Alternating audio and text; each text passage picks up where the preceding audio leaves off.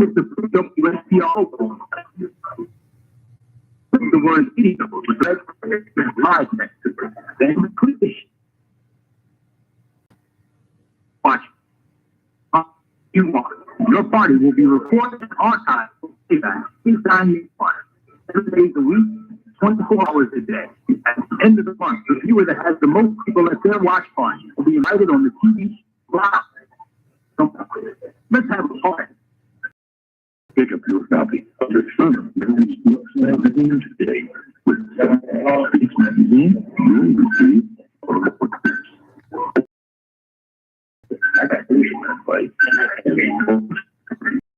True understanding of the Word of God. Get your copy of Man's Speaks on these select locations. Sisters Grade 2. Michelle, yeah. 13 road and subscription. 176 That's 60.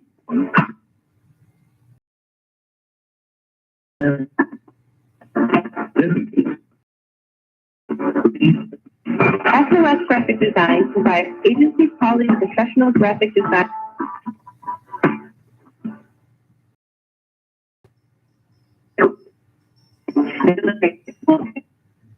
Media. SOS Graphic Design does has a single small business department. We are for service. Call 342-2166. That's 313-342-2166 or online at www.sosgraphicdesigns.com.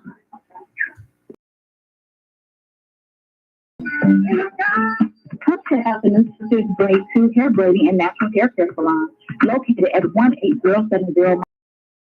Our new salon is spacious with adequate parking, Wi-Fi, and all brand new state-of-the-art salon equipment. Come meet your local hair braiders and natural hair care specialists, and check out our many hair care services such as hair treatments, box braids, cornrows, tree braids, Havana twists, children's braids, natural twists, lock extensions, kinky twists, goddess locks, up glue, or weaves, and more. Please feel free to visit us on the web at www.sistersbraid2.com or call 313-826-0498. Here at Sisters Braid 2, we offer exceptional care for exceptional hair. We look forward to seeing you. Sisters Braid 2 is a proud recipient of the Unity and Rebuilding Fund. We would like to invite you to help support the efforts of the Unity and Rebuilding Fund. Visit the website at www.unityandrebuildingfund.com. That's www.unityandrebuildingfund.com. We often hear how we need to work together to rebuild the city, and we're actually doing it. You can make online donations and click on links to track the progress of the Unity and Rebuilding Fund. And for more information, 313-868-0000 is a local number. Again, 313-868-0000. Support the Unity and Rebuilding. How you felt? Well, search no more and call 5D. We offer birthday cards.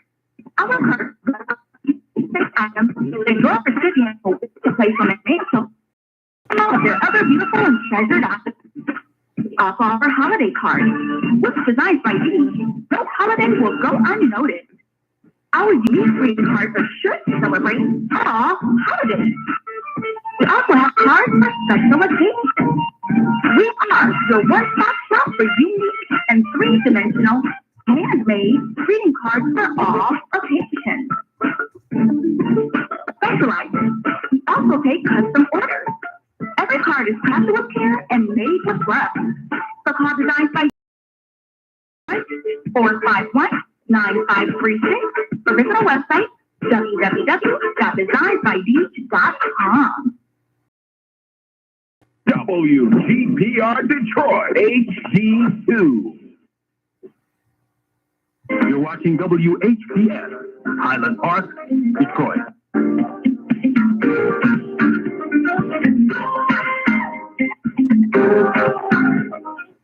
FM 88.1 WHPR Highland Park. WVIE 107.3 FM Charlotte, Amalia, Virgin Islands. The views and opinions expressed on the following show are not necessarily the views and opinions of WHPS, its affiliates, management, or sponsors.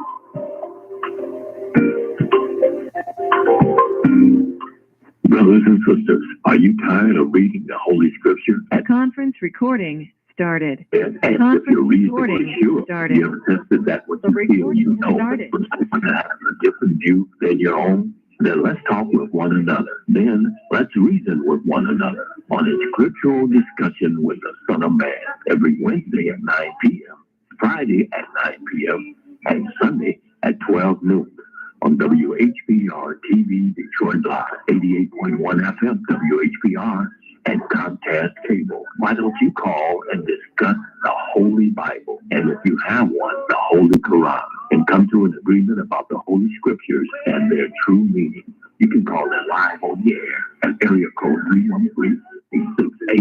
313-868-4336, 313-868-0342, or 313-868-03. 868-0351. And now, let's go live with a scriptural discussion with the Son of Man. In the name of Allah, the Beneficent, the Most Merciful, the Truthful, and the Most Just. I greet all of you once again who are hungry and thirsty for the truth.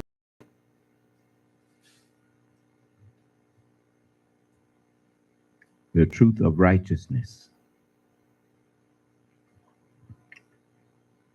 I greet you all with the greeting words of peace. May Allah's Salam Alaikum.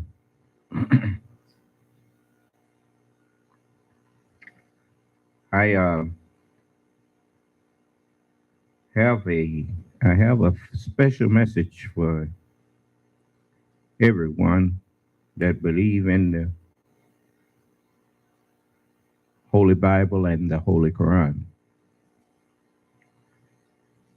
As I was working today, Allah gave me this to share with you. And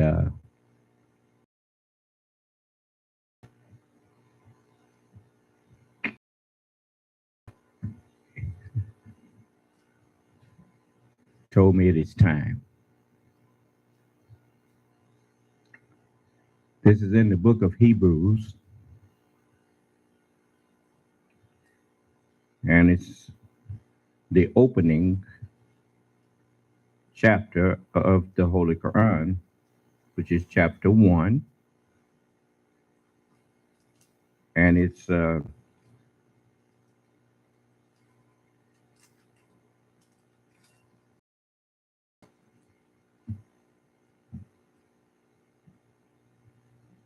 in the opening prayer.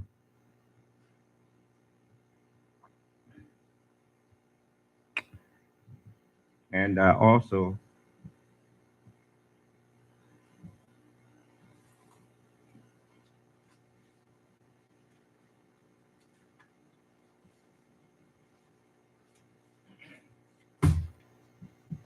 have something here from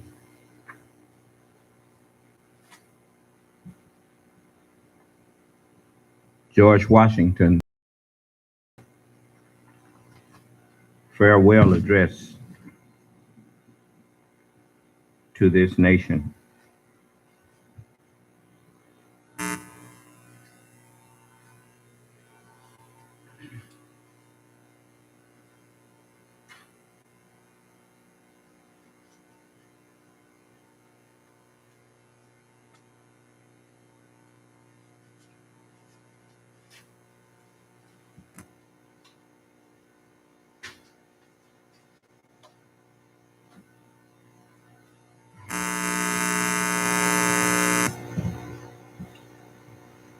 This is it's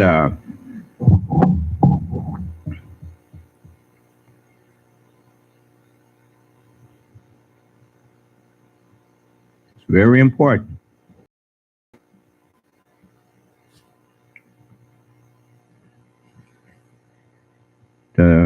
book of Hebrews says this.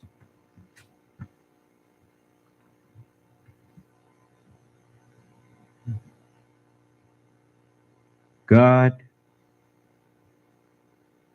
the grantor of dominion,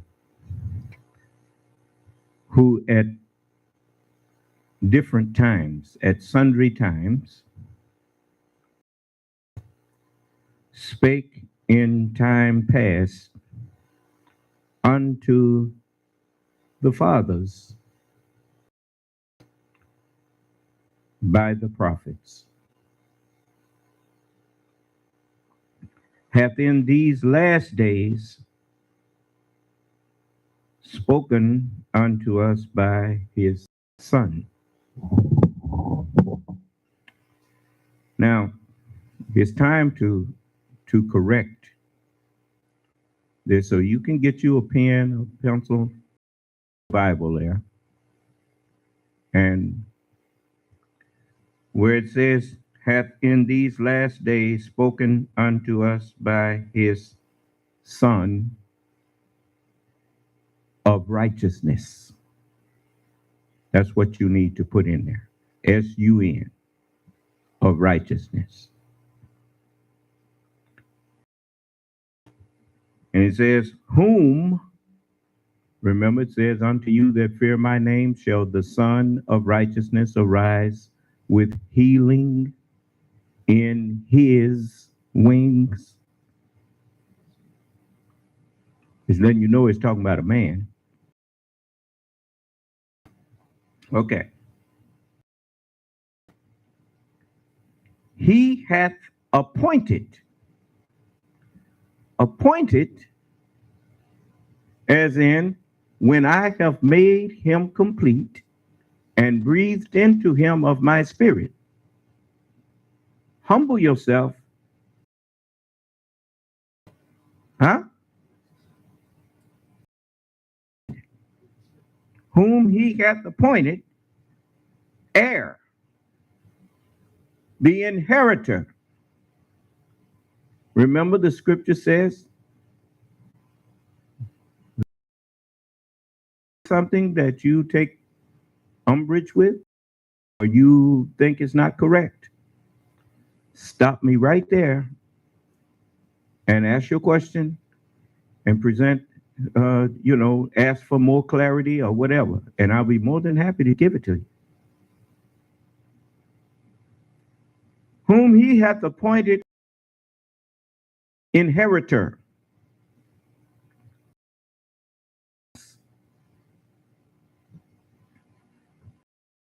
Book says, all things are delivered unto me of my Father, and no man knows who the Son is but the Father. Neither any man the Father but the Son, and he to whom the Son will reveal him. Huh? Okay. It says, heir or inheritor of things, by whom also he made. Why is that? Once I am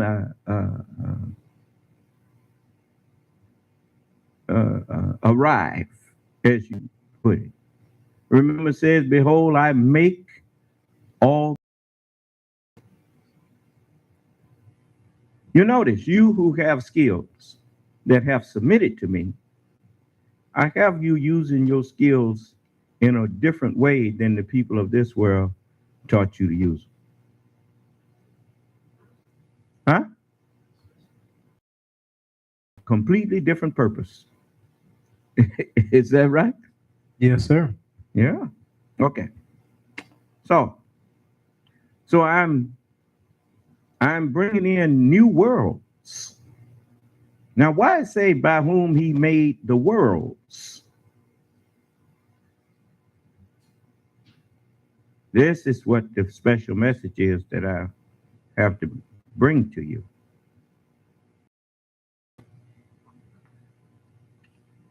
this is the one message that maybe will save the lives of many of the people that's walking around here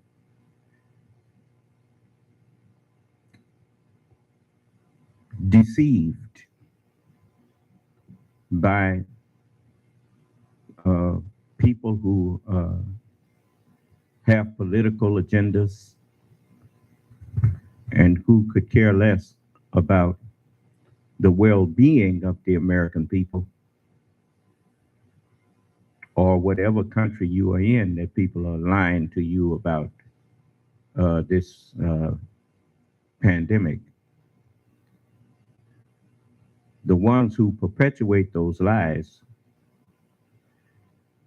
understand this. Anytime a person perpetuates lie, they are seeking to perpetuate your ignorance, meaning they want to keep you in ignorance. And it's just like a dope dealer. A dope dealer justifies what he's selling to you in the way of poison. He justifies it by saying to himself, well, if I didn't do it, somebody else gonna do it. And everybody gonna die one day of something. So, you know, if they that stupid, then maybe they deserve, you know. I mean, I ain't forcing them to take, I'm just offering it to them. You understand? You notice what that lawyer said when she got in court? Well, no sane person, no rational person would have believed what I was saying. So, you know, that was her plea. So she felt that the people that listening to her, they not rational no way. So, you know, they you know, obviously, I mean, they know what I was saying. What she was trying to say was they know, if they are rational, they know that what I'm saying ain't true. Huh? Right? Okay. Well, now you stop me if I say something that you disagree with. Remember, I told you all of you are being judged. You're going to be judged for what I said to you. So now, it's time that you know the whole truth. Notice, it says, hath appointed him heir of all things, and by whom also he made the worlds. Okay, now let's get at this. In the first chapter of the Holy Quran, it says, in the name of Allah, the Beneficent, the Merciful. Praise be to Allah, the Lord of the worlds.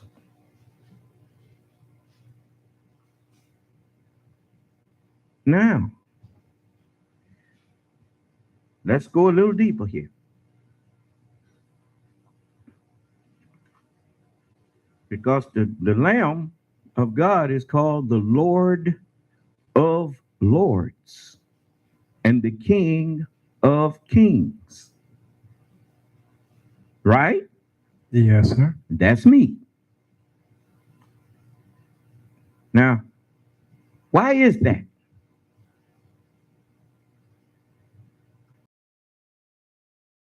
To say. I'm going to read the whole paragraph. He said, without looking forward to an extremity of this kind, which nevertheless ought not to be entirely out of common and continual. A moment. I think we done missed the page here.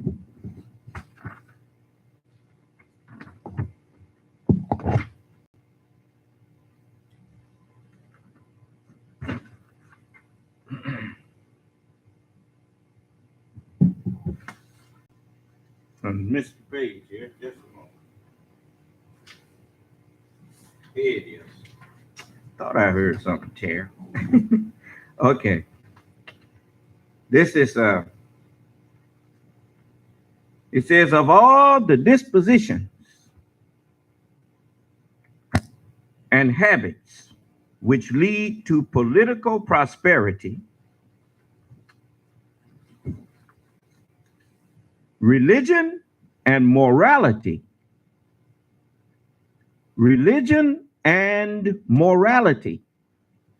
are indispensable supports. Those are the two things that you cannot expect to be politically prosperous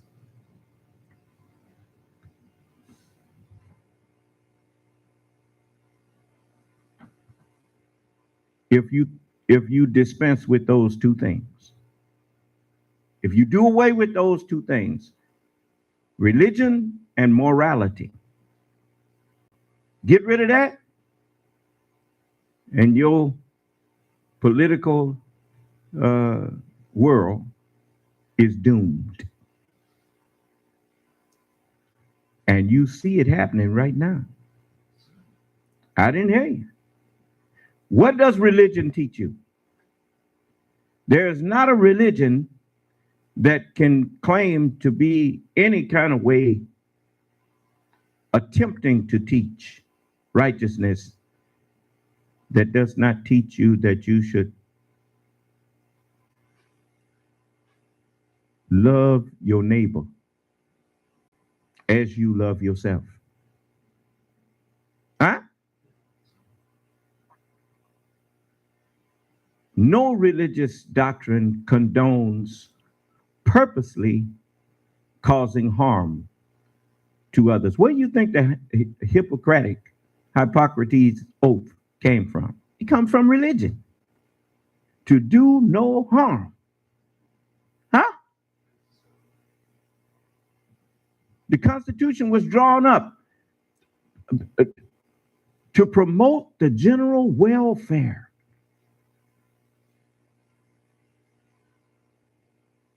of all of the citizens of the United States. Huh?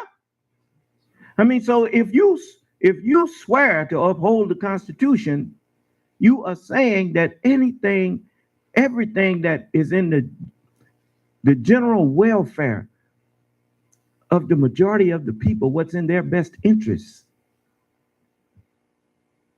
is what you intend to uphold. Huh? Why do you think a CDC was set up in the first place? To promote the general welfare. But let's not lose sight. Let's read what George Washington had to say after he said, religion and morality are indispensable supports for political prosperity. In vain would any man claim to be a patriot if he would labor to undermine or subvert these great pillars of human happiness. Huh? These firmest props of men and citizens. You notice, where do you find the duty of man at? You can ask people all the time, well, what is the purpose of man? What is the purpose of being born? Why was I born? Why am I here? No other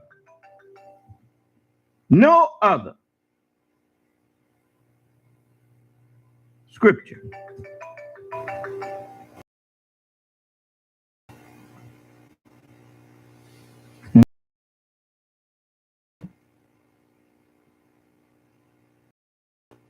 concisely and clearly defines the purpose of man, but the Holy Bible, the Holy Scripture. Of making many books, there's no end. Why? Because every time you study the creation, the material universe, you find something that you didn't know. Just like every time sometimes you look at the nature channel, and the nature scientists sometimes rejoicing over a new species that they discovered. Huh? And they begin writing books on it. Of making many books, there's no end. Huh? And much study is a weariness of the flesh. It will just get your eyes tired, and you'll read yourself till you get tired and say, well, I'm ready to go to sleep. Huh? Then let us hear the conclusion of the whole matter. Fear God, fear the grantor of dominion,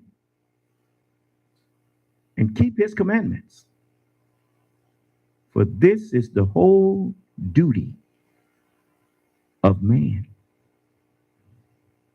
Huh? That's the first law of nature of man. To fear the grantor of dominion and obey his commands. Huh? Not self-preservation. Because if that is what you think your whole duty is, what happens when your creator or the grantor of dominion decides that he don't want you here no more? Will you be preserved? So self-preservation ain't the first law of nature, is it? Okay. Now listen good. Now, the first place you heard the term Lord of the worlds was in the Hebrews, in the Bible. If this man is the one by whom the worlds were made, well, then he is the Lord of what? He is the Lord of the worlds. Huh? All right, now let's go further. Praise be to Allah, the Lord of the worlds. Huh? The master of the day of judgment. Who is the master of the day of judgment? The one that says, vengeance is mine, I will repay. Didn't hear you? All right. Now, let's get back to George Washington here. The mere politician, equally with the pious man, with the prophet, ought to respect and to cherish religious principles and morality. A volume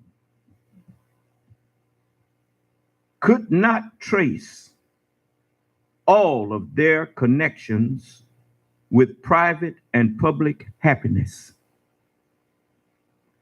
You know what volume is? Encyclopedia is voluminous. Huh? A volume could not trace all of the connections that religion and morality connect to in order for people to be happy. Huh? Then it says, let it simply, now you see why we say Allah is the author of peace. You can't be happy if you're not at peace. Huh? Okay. Then it says, let it simply be asked, where is the security for property, for reputation? Huh? What's happening with the company that makes those dominion machines. Their reputation has been sullied. Their reputation has been what you call when people misrepresent you or fraudulently smear your reputation. They have been slandered. Huh? That wouldn't have happened if those people had religious principles and morals. Huh? Okay. It says, let it simply be asked, where is the security for property, for reputation, for life itself, if the sense of religious obligation deserts the oaths, which are the instruments of investigation in courts of justice? If people don't mind standing up swearing they're going to tell the truth, and their religious principles are absent, then they don't give a damn about standing up there lying, talking about they swear to tell the truth, and then they start lying right after they swear to tell the truth. Huh? Let's go further now. And let us with extreme caution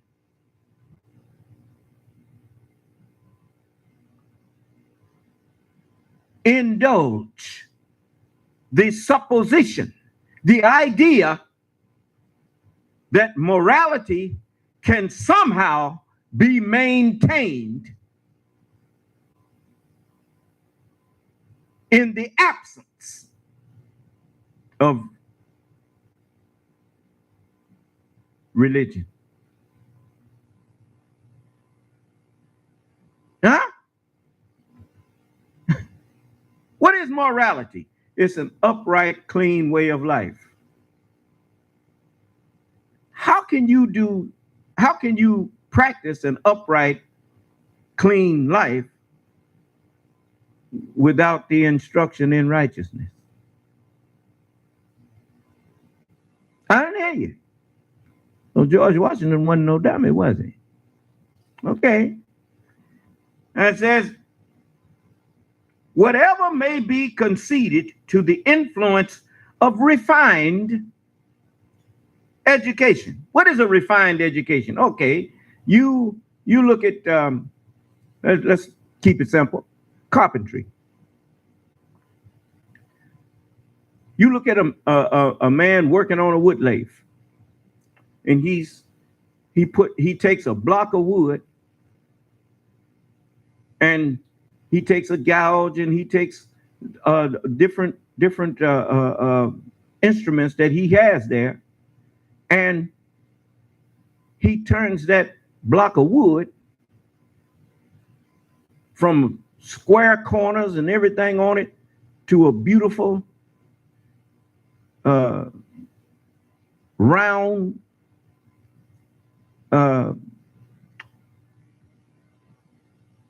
lamp with symmetry to it. And you may say, man, I wish I knew how to do that. Well, when you watched him do it, you discovered the raw thing that is called woodworking or a type of carpentry.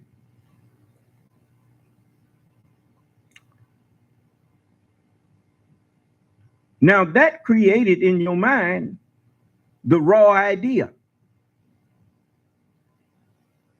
But as you go to school, you refine the idea. Do you understand? It's just like lumber. When you see them log trucks taking lumber to the trees or logs to the lumber yard, they are taking it to be refined. Is that right? They got the raw material. Well, this is what George Washington was saying. Whatever may be conceded to the influence of refined education. Huh? On minds of different structure, reason, and experience, both forbid us to expect that national morality can be maintained in the exclusion or absence of religious principles. Now, that's George Washington talking. He wasn't no preacher, but he was a believer in God. Huh? God than the God of politics. When you understand what God means, then you understand that if you want to participate in politics, there is a certain knowledge that you must have in order to have dominion over that. Is that right? Okay. Now let's go a little deeper here. So the Lord of the worlds. How many worlds is it? Well, you got many worlds. Look at how they talk about the sports, the wide world of sports. Did you look at some of the Olympic things from time to time? You saw them little women on that balance beam, turning flips and doing things that you wouldn't have dreamed of trying to do. Huh? What enabled them to do that? The grantor of dominion. God did. What is God? Who is God? God is the truth. They knew the truth of how to balance themselves. They knew the truth of how to turn them flips on that beam and do it with as though they were standing on a floor. Huh? The truth that they knew enabled them to have the power to do what seemed to the untrained eye, to the ignorant eye, to be impossible. Huh? With God. What? All things are possible. All things are possible. You remember when Howard Hughes made that great big old and they said it wasn't gonna fly? And he said, if it don't fly, I will leave the country. You remember that? He knew something that they didn't know. He knew the law. He knew that if he could get the force of air pushing against that plane and its wings stronger than the force of gravity that was holding it down, that plane was going to take up. Huh? I think they call it takeoff speed or whatever, but he knew the truth that other people did not know. Do you understand? Yes, sir. Okay.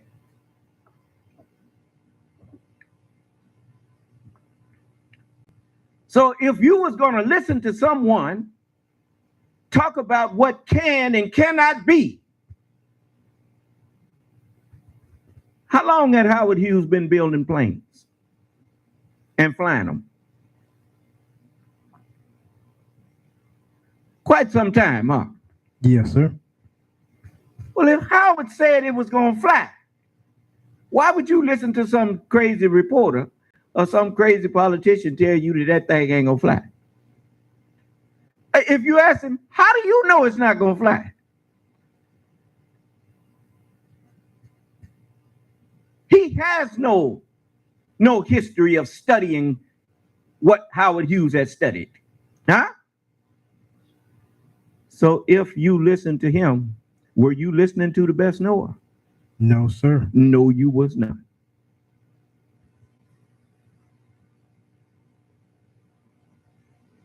when you want to know something about, if you want to know the truth about any world, you had better find the best knower. The best knower is generally the one that's been studying that thing, not in passing, but in a repetitive way, that have spent their life studying these things. Huh? I didn't hear you. Yes, sir. All right.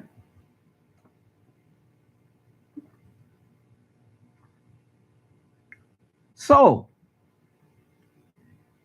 let's get to the, I'm going slow so that you can make sure that you don't, I'm making sure that you don't have no excuse after this.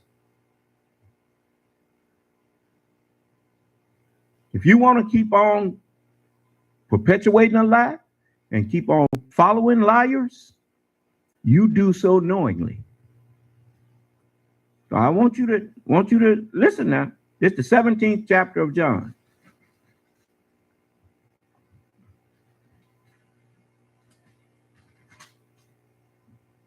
In the 17th verse, it says, sanctify them through thy truth. Thy word is what? True. Truth.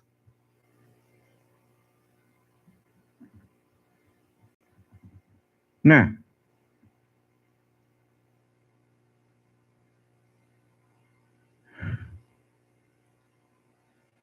did you think? Let me show you here.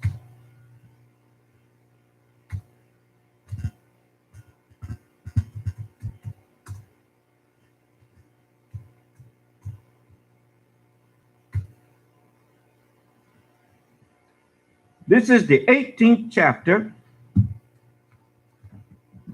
of the Holy Quran. Now, what did Ecclesiastes say?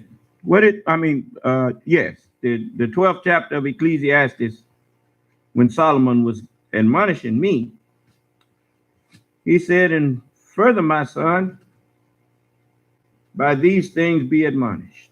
Of making many books, what? There's no end. There's no end. And much study will only get you tired. Yes, sir. Yeah, brother. If you don't believe it, I tell you what you do. You got people that are bird watchers. You got people that are stargazers and all of that thing. And after a while, watch what they say, well, I'm tired. What are you tired of? Because there's so much to be seen and you ain't never going to get through seeing it all. Huh? Okay. Now, in the 18th chapter of the Holy Quran and the 100 and let's see here.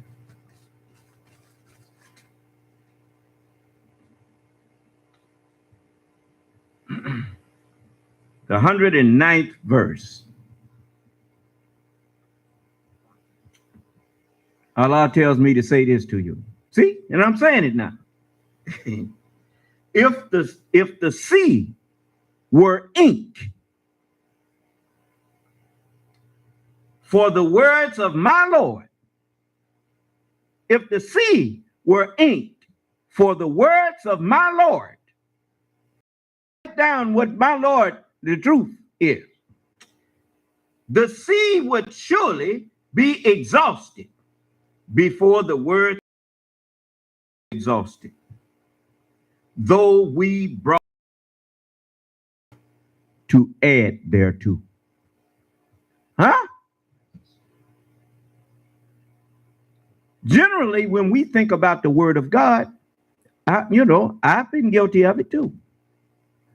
We think about the Holy Bible and the Holy Quran.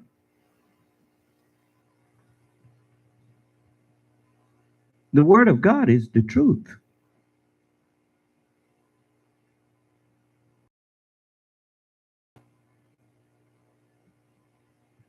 The truth of what? What world you want to talk about? Whatever world you go into. Allah is the Lord of that world. The truth brought it into existence, and the truth is what sustains it. Huh? So what are people doing when facts are brought to them, when facts are truth? When truth is brought to you and you call the truth a lie, you are committing blasphemy. Allah is the truth. Well, what truth? Whatever world you talk about.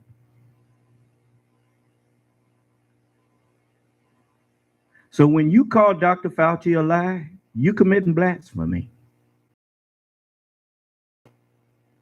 Those people in the world of viruses, in the science of how to fight viruses, they are the best knowers. And for you to be out there trying to contradict them is the same as if you come in here trying to contradict me in the Holy Scriptures.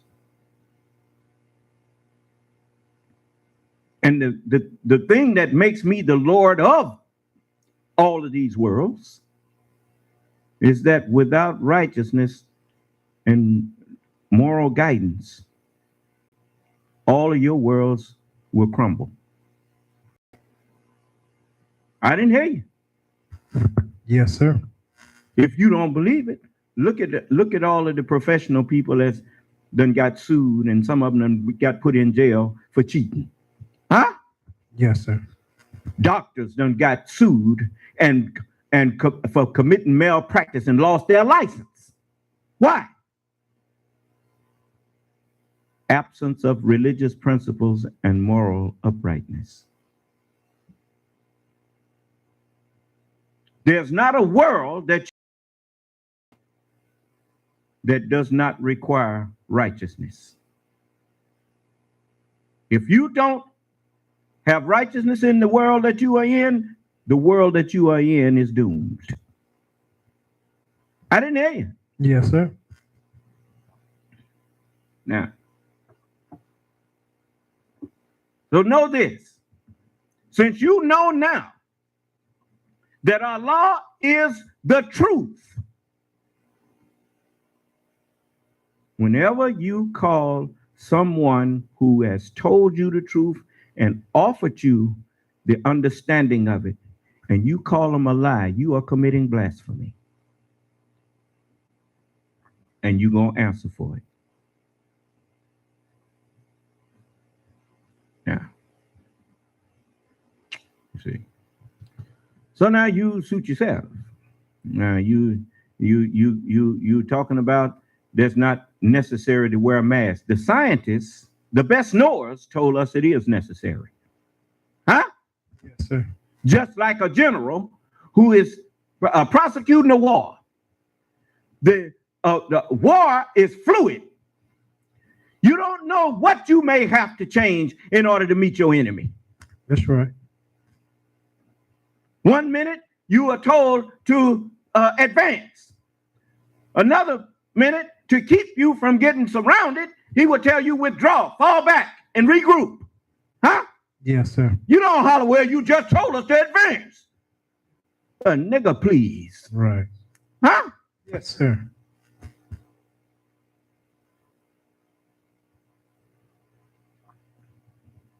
I got a question for you.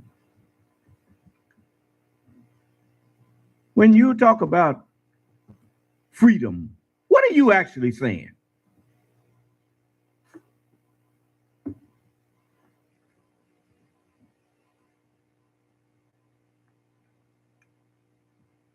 In order to exercise freedom, don't you think you need to know the meaning of the word? Huh? If you know the meaning of the word, then you can know how to go about the business of acquiring the freedom. Tell me something. It's just like that fool down there that called himself a governor. He's wearing a title that he does not want, because when it was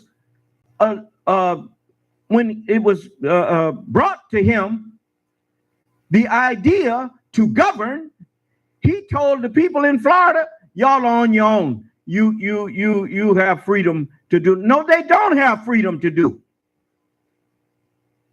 Freedom is two words: free dominion. How can you have free dominion in ignorance? I didn't hear you. It's a good question. I tell you what, next time a minefield, you know, that they put minefields down in war zones.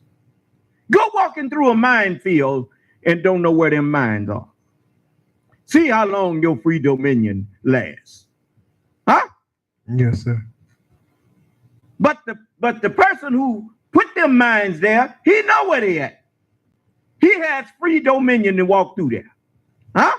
Yes. He can go wherever he please in there and make it look like ain't no danger. Is that right? Yes, sir. Now, we say knowledge is power. What's another word for power? Come on, there's plenty of words that you can substitute for power.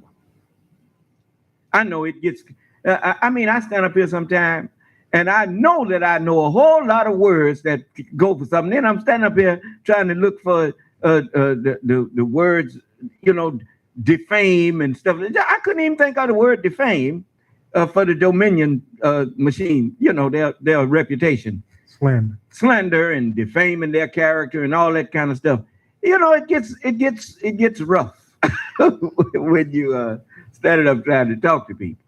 But power, come on, you must learn to use it in a sentence. That's a authority. Yes. See, authority, power, ability. Huh? Yes. Well, when you understand that, God is the grantor of ability, the grantor of authority, the grantor of power, the grantor of knowledge. The knowledge that you have is what grants you the ability to do things. Huh? Yes, sir. So when we say knowledge is power, we know we are speaking of the knowledge of the truth. It's just like when people say they want freedom. Tell me something. See, it's time to put a stop to all these liars out here that's calling inordinancy freedom. Inordinancy is not freedom. It is rebellion. Did you hear me? Yes, sir. If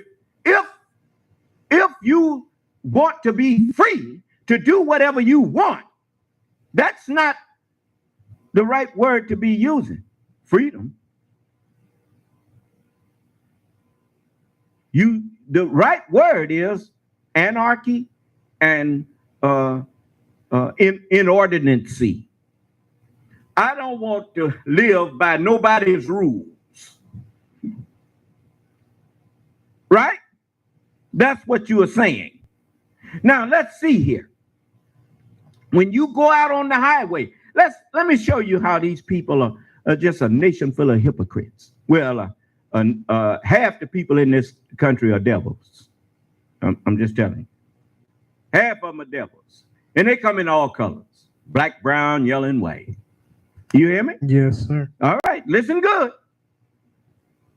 What is it? They devise an illusion to live by. I want my freedom. And when you go out there on the highway driving, they have signs. Ain't no people out there. Hey, slow down, man. Slow down. Ain't no people out there. There's a sign out there saying 30 miles per hour, 50 miles per hour. What are they telling you? Speed limit. Huh? Don't go over 50. Don't go over 30. Don't go. Hey, I noticed you get out there and you go over. I mean, I done went over 50 before and did 60, 61, 62. And soon I saw a blue light behind me. And that lady had red lights on the car. Now some of them got red and blue on the cars. That's the sign of the time. Like that red and blue, that binary star out there, there's red, one of them red and one of them blue. And that's the signal that the end of an era has arrived. But anyway, the man get out the car. I done got my license out already.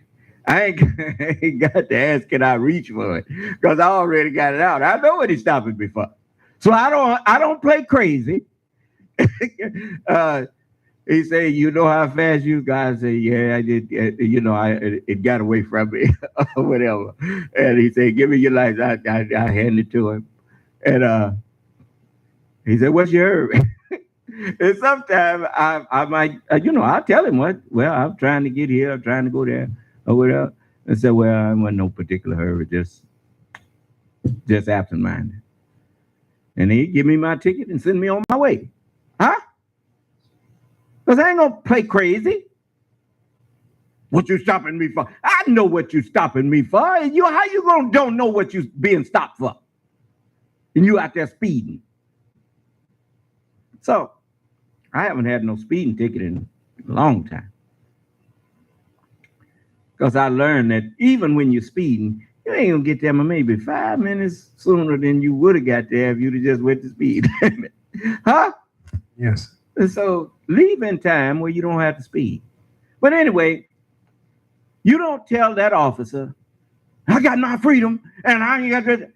You got your freedom, but your freedom has a limit, man. Huh? Yes, sir. And they told you what your limit is. Okay.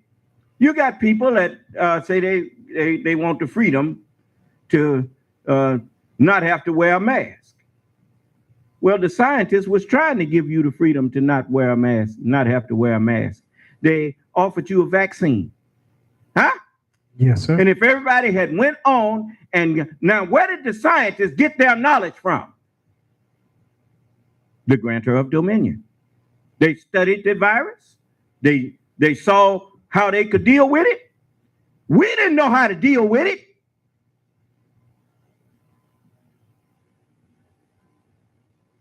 But that's the world that they are the masters of. They have the knowledge. They are the best knowers. And so they gave us a vaccine. What did Allah say? Let every soul, let every mind be subject to those of higher knowledge than themselves. Huh? Yes, sir. Why? Because all truth comes from Allah. Because Allah is the truth. Do you understand? Yes, sir. There's not a power, there's not knowledge that is not of Allah, God. And that's written in Romans. And because you didn't follow the instructions,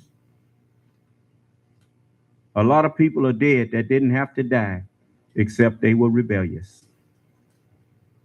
Huh? Or following a rebellious devil named Donald Trump.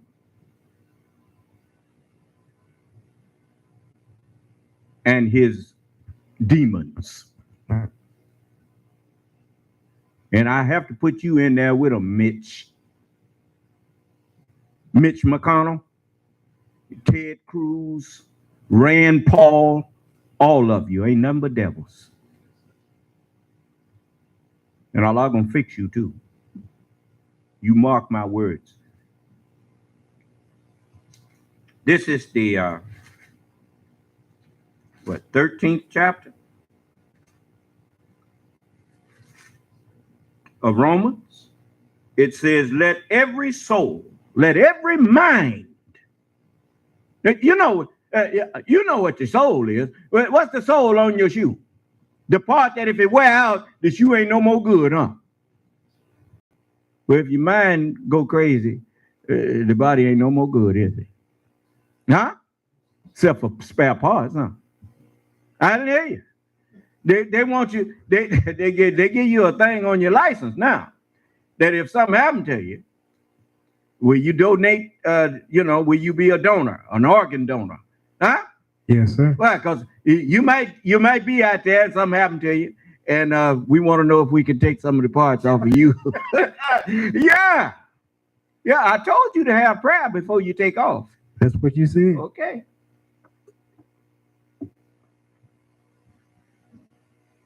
Now it says, let every soul, let every mind be subject unto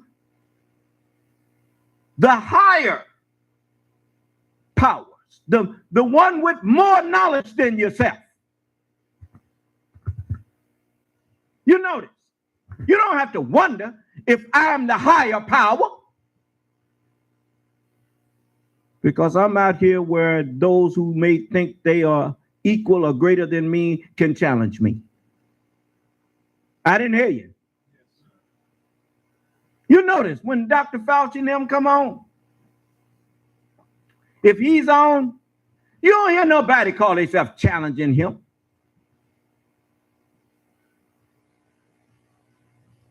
When Rand Paul tried it, he got smacked down. Huh? He was shocked when Dr. Fauci just told him what he is. You are a liar. He told him that and pointed his finger at him, brother. When somebody point their finger at you, brother, that is a putting an explanation point. Huh?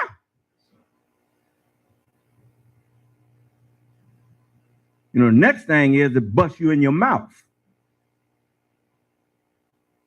You remember when President Biden, this man accused President Biden's of doing some crooked stuff for his son and that kind of thing, and President Biden called him, you are a damn liar, and walked over there to him. Huh? Fat boy shut his mouth. Huh? And didn't know that Joe Biden didn't need no the Secret Service man to jump in front. No.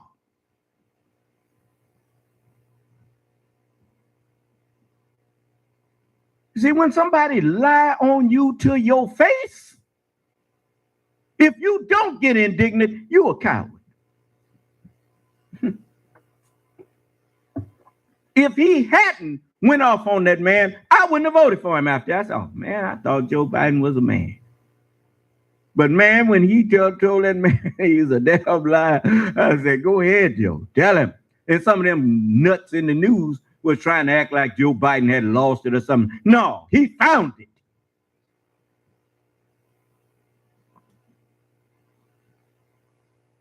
And I'm going to tell you something. You women out there, ain't no sense you sitting up trying to tell a man how to be a man.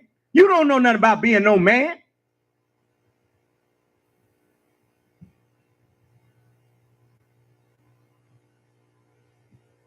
Took a man to teach you how to be a woman. Remember, you came from us.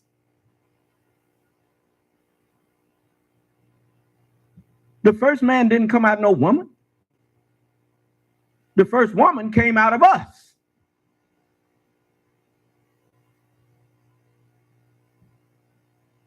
Now you wouldn't be, you overstepped yourself sometimes. I ain't got no apologies to make to you for what I just said.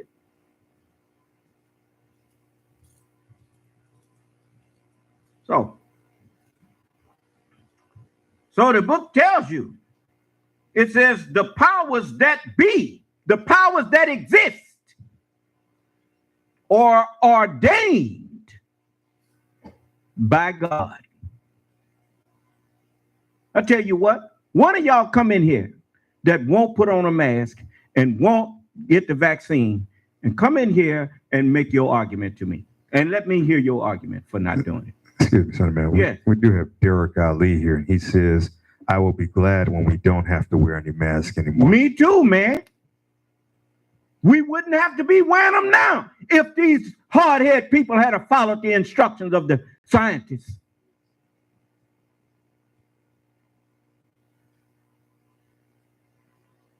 But you too busy listening to all these. You can look at Ron DeSantis and tell that he wasn't nothing but one of them cowardly fat boys in school that ain't unpopular and scared to death.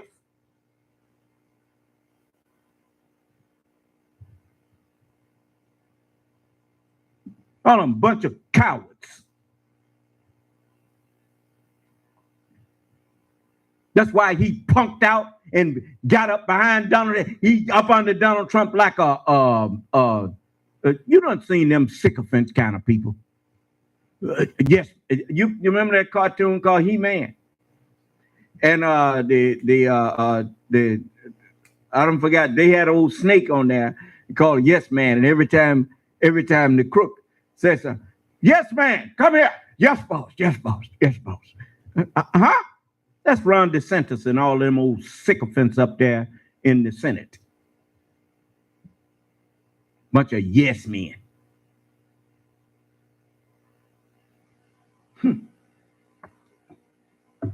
I wouldn't care.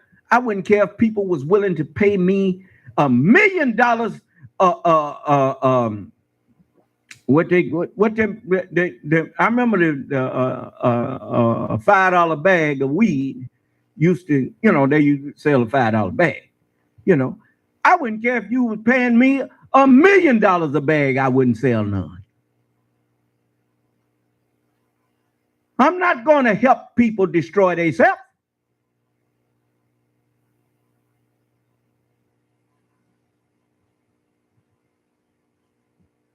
No, I don't want no liquor license.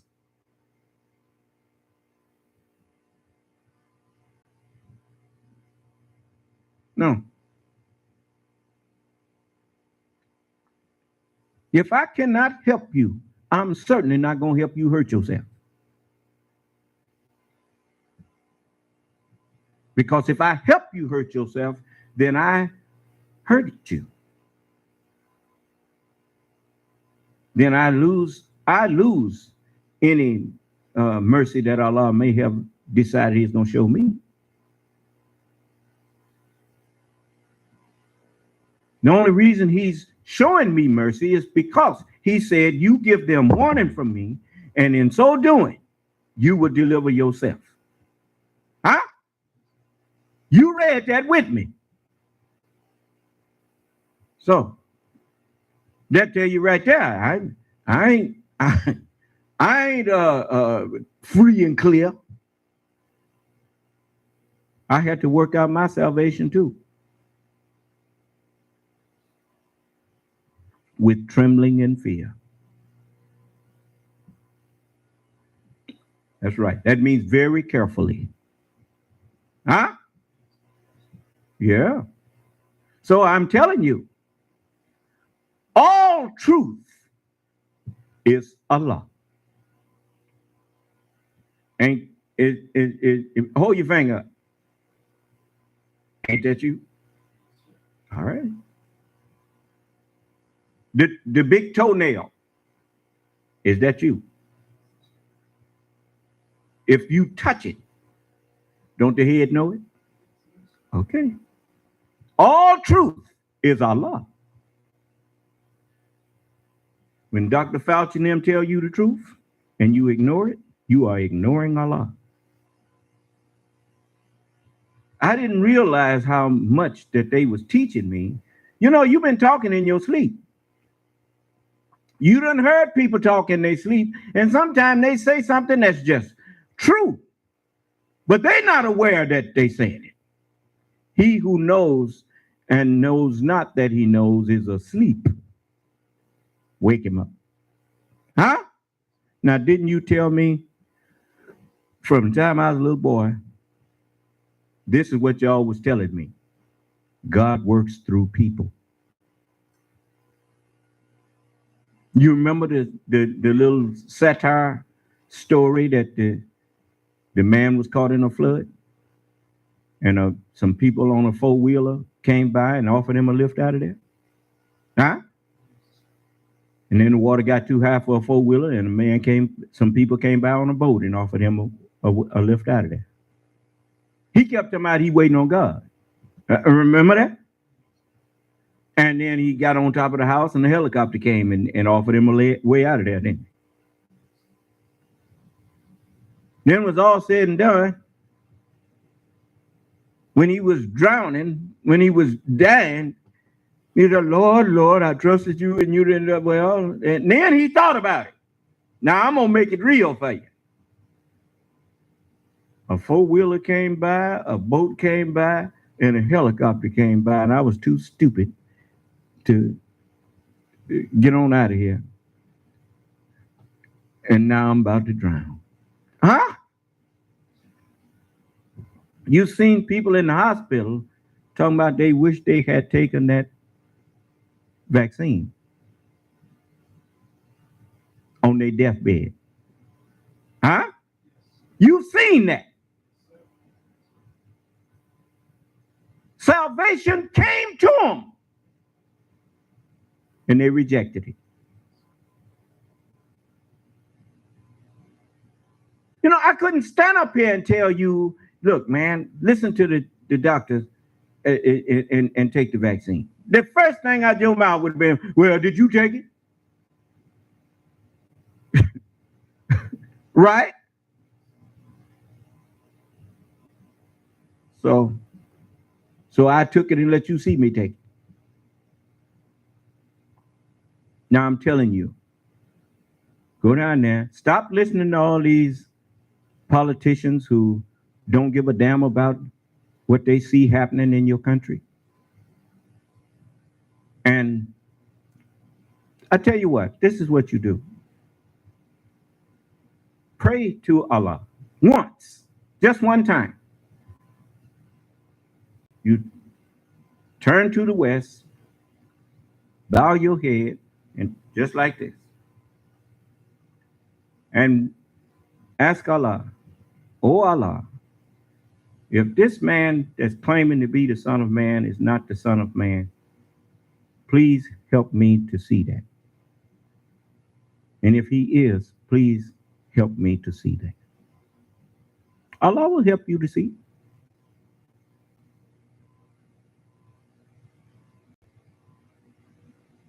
You cannot accept me and don't get peace.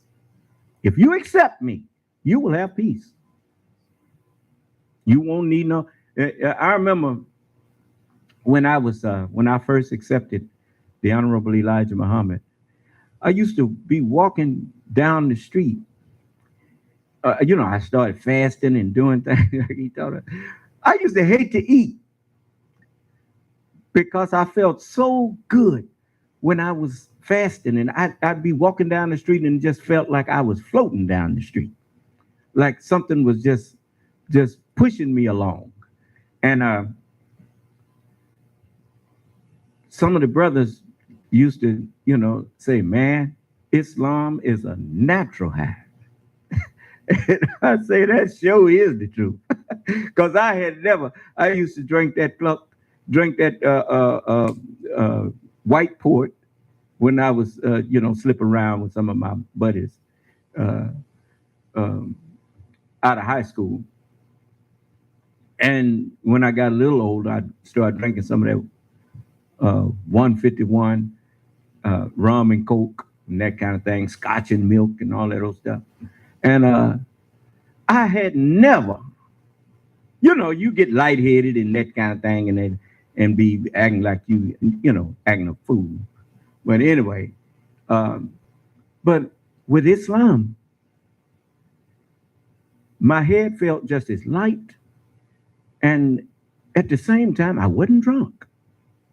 I was just feeling good and light, and it seemed like I didn't even have no top on my head sometime, and was connected to the universe.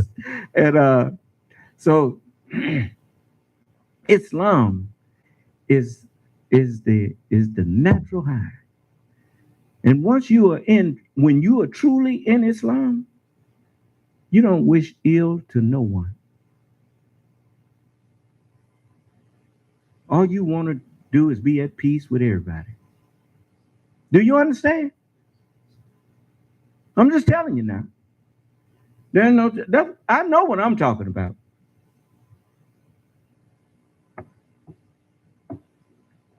So, don't let people who are greedy for money and power trick you into becoming a murderer and trick you into becoming a hate-filled worshiper of lies. Whenever someone tell you, listen to me now. Whenever someone convince you that you need to go and kill another human being,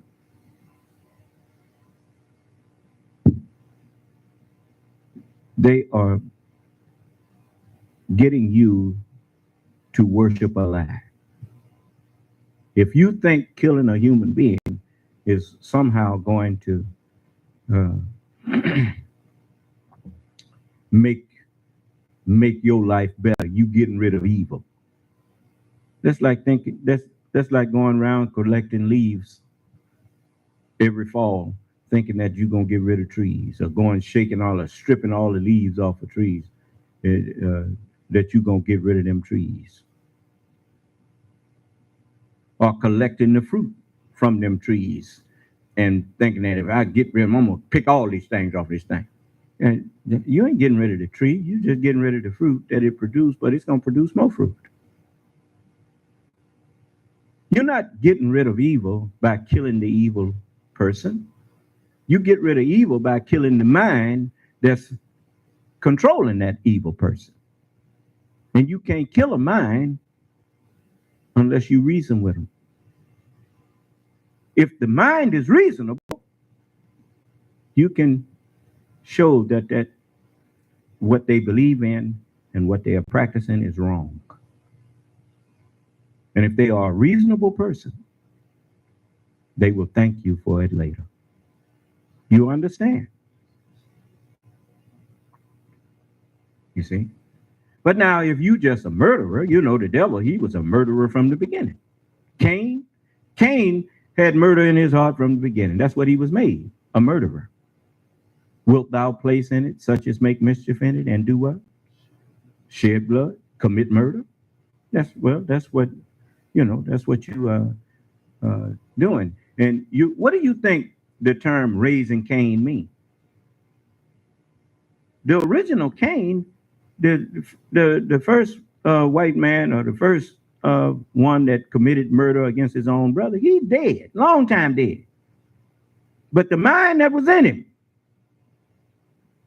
you raising it right back up in somebody else, raising Cain. Huh? Yeah. Mm-hmm.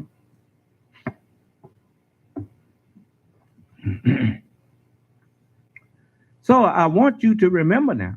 Remember, the book says, sanctify them through thy truth. Thy word is what? So whenever you hear the truth, whose word are you hearing?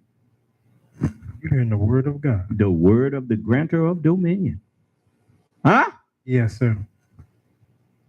Is it getting real to you now? Yes, sir. All right. Remember, no man knows the Father but the Son, and he to whom the Son is now revealing him. Huh? Yes, sir. The Father is omnipresent. I don't care what world you go in, Allah is there. Huh?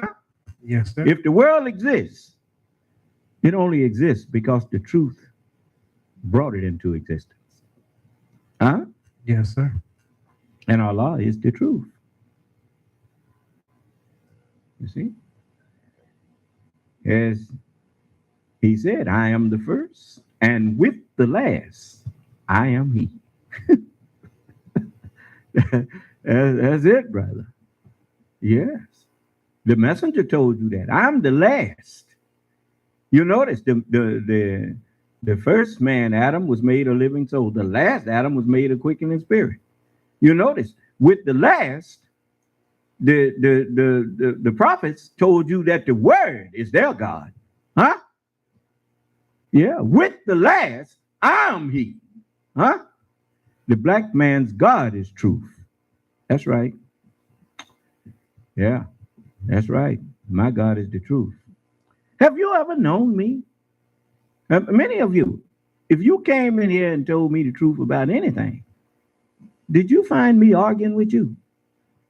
Or did you find me submitting? Submitting. I know you. Submitting.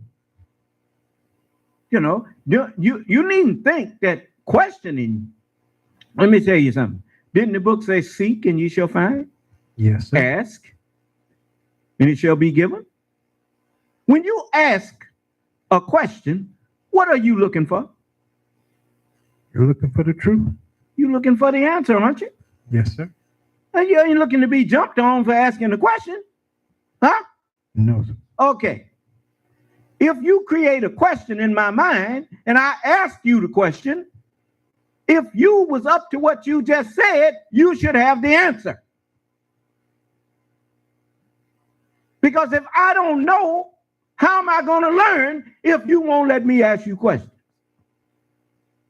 I didn't hear you. Yes, sir. I don't play the devil's advocate. People come in here and misquote a scripture or whatnot, and I'll tell them, well, I understand what you're saying, and it does say, and then I'll tell them the scripture says this or what is that, or says that. Now, what is your point? Right? But I don't like just arguing just for the sake of argument. I don't like disagreement just for the sake of disagreement. If I disagree with you, then for disagreeing, and I'll tell you why I disagree.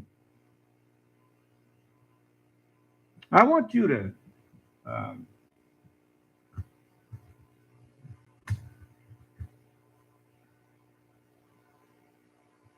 we have much that we could say, but I also want you to see something that I saw on the news, and this is I want to say to the Dominion company, the company that produces those machines. They in the right day and time to do what they do.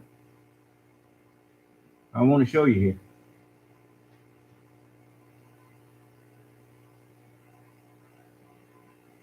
I'm not a person who just bring up something just to be bringing it up. I don't do that.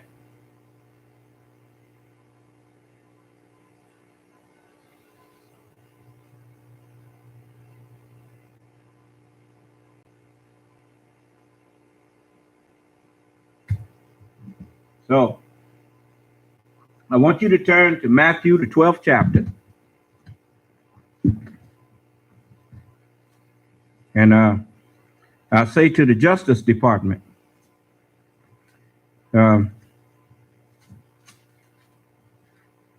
you in the right day and time to go after all of these people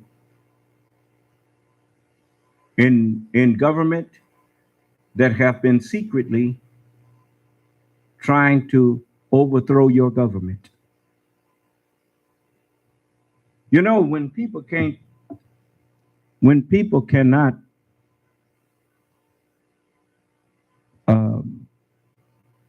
show you the error in something that you have,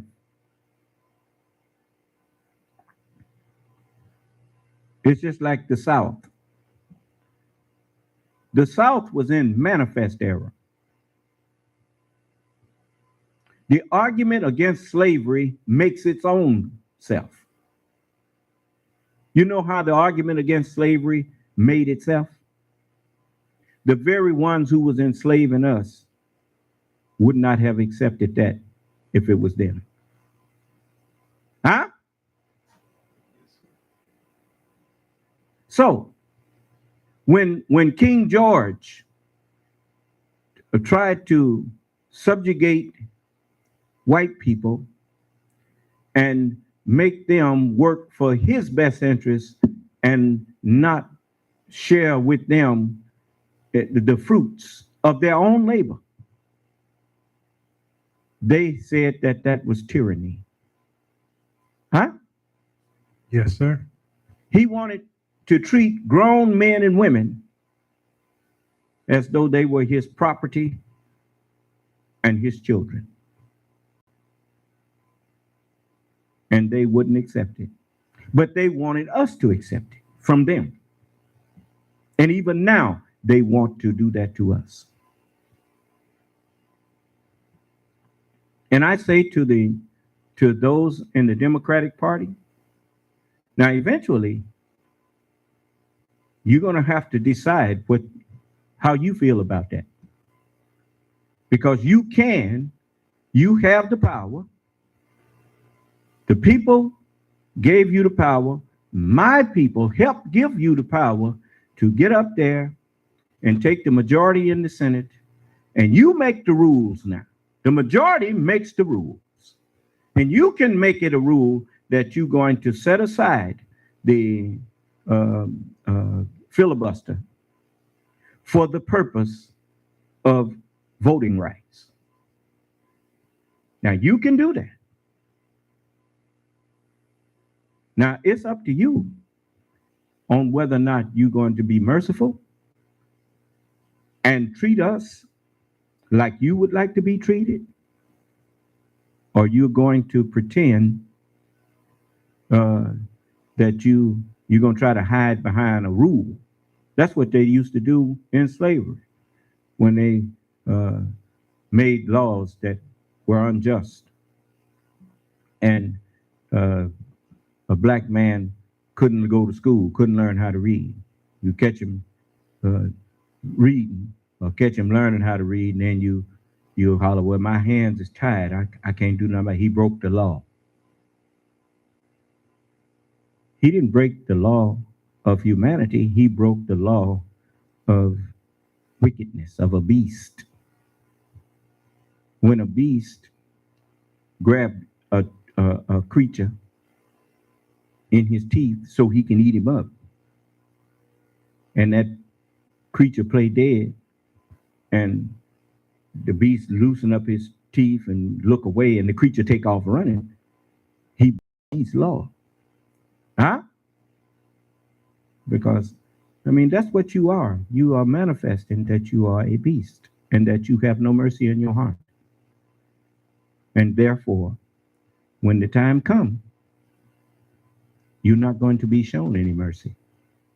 Now, I'm warning you. So, you know, you may have, I don't care how many of my people go along with you in your way.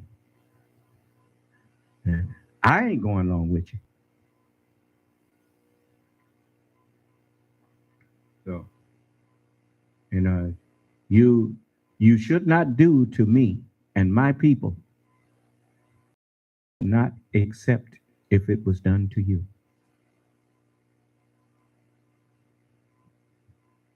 Now, I want to show you in Matthew, the 12th chapter, and the 36th verse. I'm going to cut to the chase. It says, but I say unto you, that every idle word, every false word that men shall speak, they shall give account thereof in the day of judgment. Now, if you don't believe this is the day of judgment, look at how what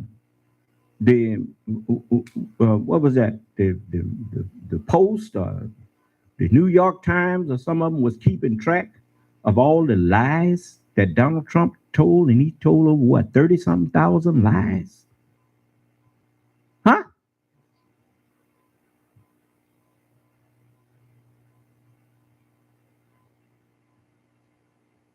His people, his lawyers,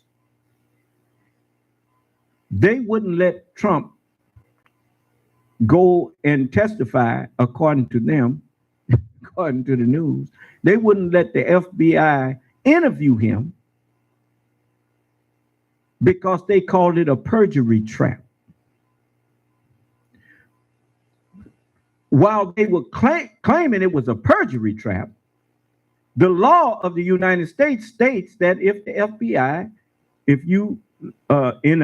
they are in an investigation and they question you and you lie to them, that is a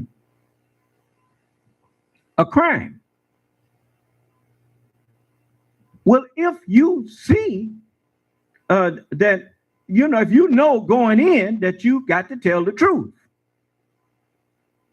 how is that a trap? Huh? Just tell the truth, right? But they knew that they had a client that just couldn't tell the truth if his life depended on it. But yet, you elected him for your president. You sound like them people who said, give us Barabbas. They had a choice between Jesus and Barabbas. They chose Barabbas. They chose the crook. You know why? Because they were a bunch of crooks. They were a bunch of wicked people. Look at you. You support Donald Trump, but you don't come in here and defend why you supported him. You a bunch of liars, man. And now you gonna pay for it. What, you think God said that in vain? Every idle word, every false word that men shall speak, they shall give account of it in the day of judgment. Oh yeah, you're gonna pay for your lies. Now, let me show you something here. The fight against the big lie has taken another step as the voting machine company at the center of the baseless claims of fraud is now suing more news networks, accusing them of defamation. Dominion Voting Systems has filed lawsuits against conservative media networks Newsmax and One America News, accusing them of airing false reports, suggesting that their voting machines changed votes from Donald Trump to Joe Biden during the 2020 election. They're seeking $1.6 billion in damages, citing lost profits and losing $90 million in contracts. Dominion is also suing former chief executive of Overstock.com, Patrick Byrne, for his repeated claims that the company's voting machines were attempting to steal the election for Joe Biden. These are the latest defamation lawsuits filed by Dominion. They've also sued Fox News, Rudy Giuliani, Sidney Powell, and MyPillow's guys, Mike Lindell, for related debunked claims regarding the 2020 election. Oh, and it's raining really hard at the White House right now. Lucky for us, Charlie Franks is back with us. Charlie, these defamation suits have sort of the characteristic slow grinding, sometimes opaque virtues of a lawsuit, but they really are where the rubber meets the road between the big lie and the defamation and those who were the biggest purveyors of it. Yes, if there's ever going to be accountability, it probably, unfortunately, is going to be in these lawsuits. There's something about $1 billion lawsuit that tends to focus the mind. And by the way, my pillow guy is having his big symposium right now, live stream. This is the symposium where he's supposed to reveal all of the evidence that is going to be so compelling that the Supreme Court ruled 9-0 to reinstate Donald Trump. I mean, this is a big day for these folks. Unfortunately, and I'm going to apologize in advance for my language, what you're seeing here, though, is this flood of disinformation, flat out lies, conspiracy theories, gibberish, flat out bullshit that has been one of the great cons of American politics. And now I got a question for you. I want any of you that's listening to answer this for me.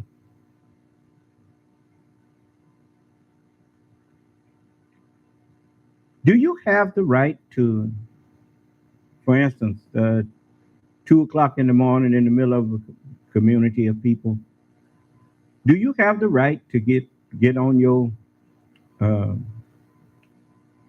stereo system and put your speakers out there and blast music out do you have the right to do that?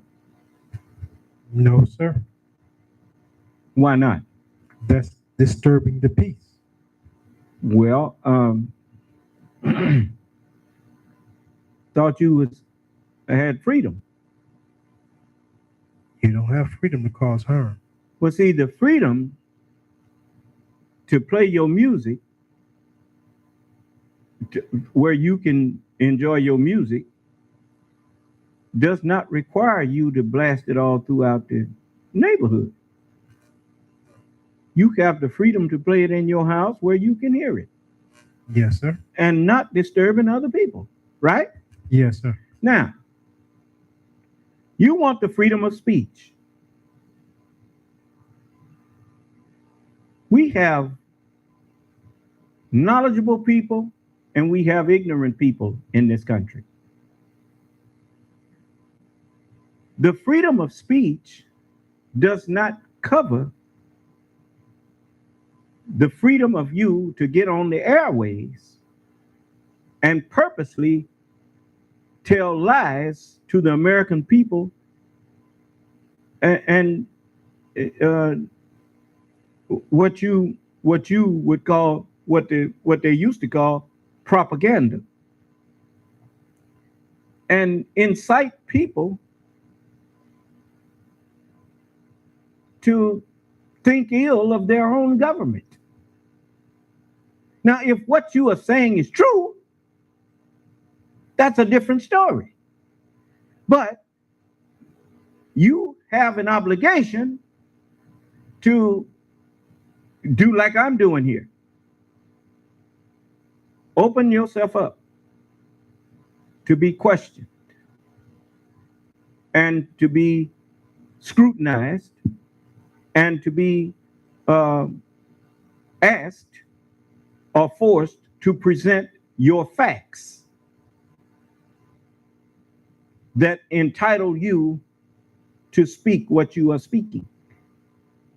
The freedom of speech does not mean freedom to get out and lie to the American people. People have the freedom, the American people that seek truth, they have a right to not have to listen to a bunch of people lying to them on their airways that you were granted a license to get on the airways to speak. People have a right to not be bombarded with dishonest information, because that can cause the loss of some people's life simply because you gave them dishonest information.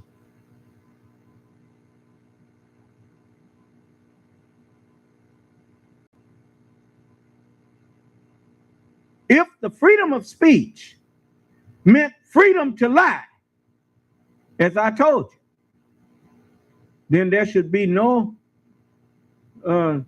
nothing in court when you go there. If you have the constitutional right to lie, then they don't have no grounds to hold you or charge you with perjury if you go into court and take an oath, even if you took an oath to tell the truth, they actually don't have a right to ask you to take an oath to tell the truth. Because you have the freedom to lie if you want to. Is that right? Yes, sir. Well, if you got the freedom to lie, why do you raise your hand? Why you put yourself under oath? Why you let people put you under oath? You see, these people have lost all touch with truth. As the scripture says, for this cause, God shall send them strong delusion. And as they did not like to retain God in their knowledge, they did not like to retain truth in their knowledge, God gave them over, the grantor of dominion, their mind gave them over to a reprobate mind. Huh? Yes, sir. When you don't want to hear truth from people, the only thing that's left for you to listen to is Tucker Carlson and all the rest of them liars. Huh? Yes, sir.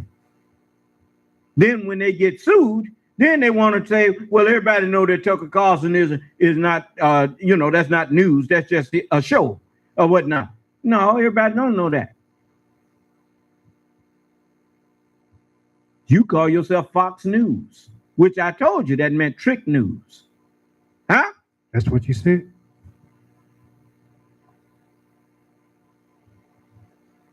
So these people, the Congress, the people in Congress, you got some cleaning up to do, man. You need to pass laws that make it illegal for you to come on the public airways knowingly lying to people, lying on people, or lying to the masses of the people.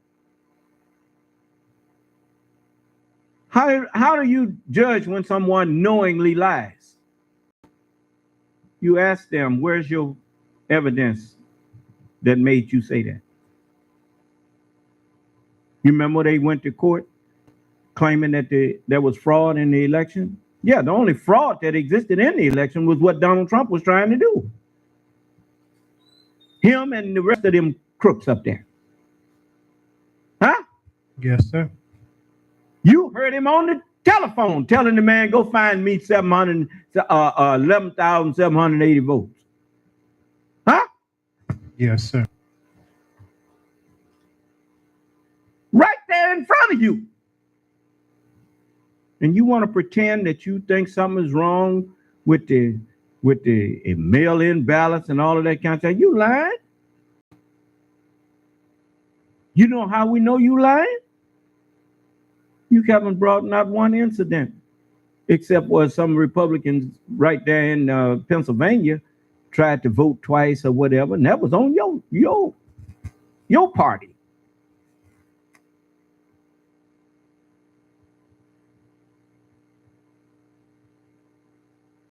No. And when you dropping like flies, you remember, I did warn you. Everybody that had to let go. Let go of lies. Stop lying.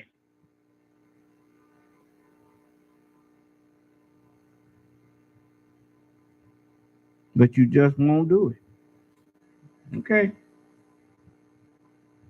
Now we understand that why it says in all of your ways, trust in the Lord with all your heart and lean not to your own understanding.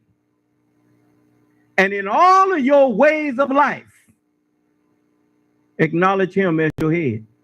The head of every man is Christ. And the head of Christ is who? The grantor of dominion. The head of Christ is God. And know ye that the Lord, he is God. Huh?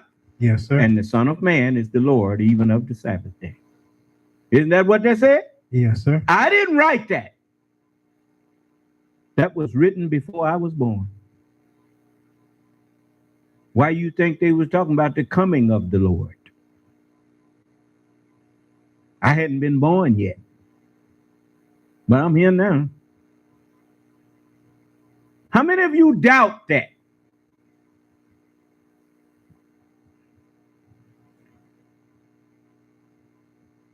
What? Was all them people that were so adamant about who I am and who I'm not?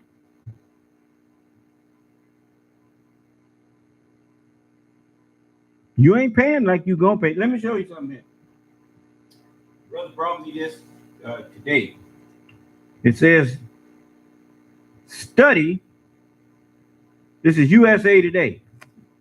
A study warns of irreversible transition in ocean currents that could rapidly freeze parts of North America. And this is by Doyle Rice, USA Today, published 4:14 p.m. Eastern Time, August 5th, 2021. Updated 6:55 p.m. Eastern Time, August 5th, 2021. Story highlights. If the current system collapses, it would lead to dramatic changes in worldwide weather patterns. If this circulation shuts down, it could bring extreme cold to Europe and parts of North America. It's one of those events that should not happen, and we should try all that we can to reduce greenhouse gas emissions as quickly as possible.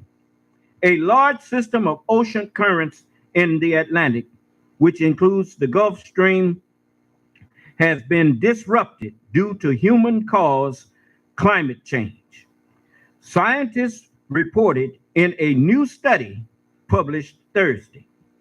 If that system collapses, it would lead to dramatic changes in worldwide weather patterns. The Atlantic meridional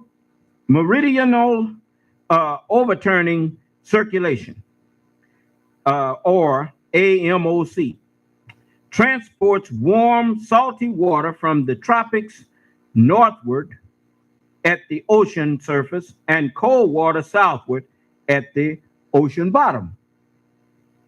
The Atlantic meridional overturning really is one of our planet's key circulation systems, said the author of the study, Nicholas Bors, from the Potsdam Institute for Climate Impact Research in Germany.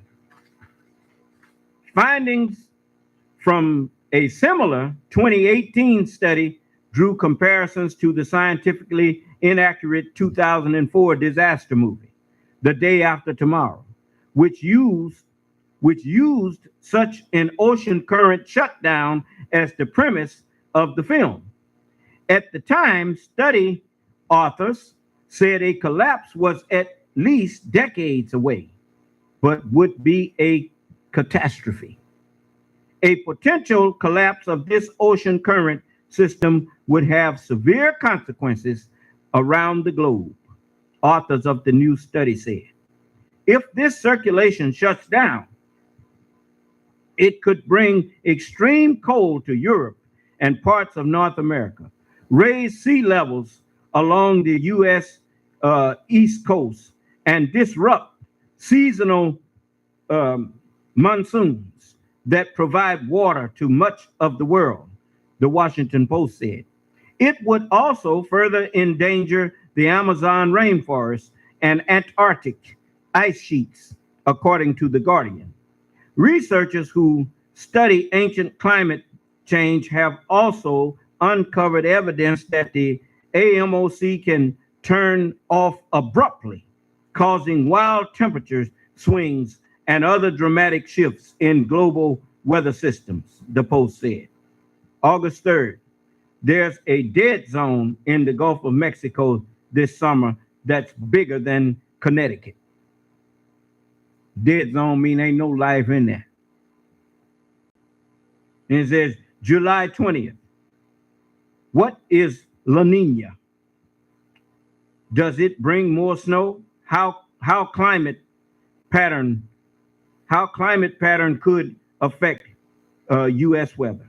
The study was published Thursday in the peer-reviewed British journal Nature Climate Change.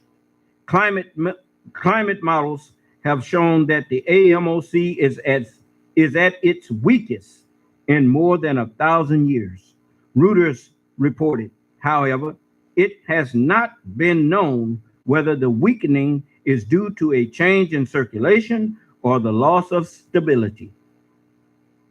The difference is crucial, says Boers, because the loss of dynamical stability would imply that the AMOC has approached its critical threshold, beyond which a substantial and in practice likely irreversible transition to the weak mode would occur.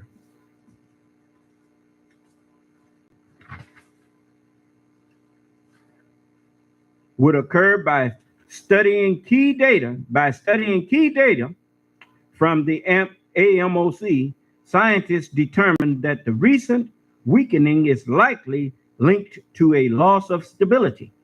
The findings support assessment that the AMOC decline is not just a fluctuation or a linear response to increasing temperatures, but likely means the approaching of a critical threshold beyond which the circulation system could collapse, Boers said.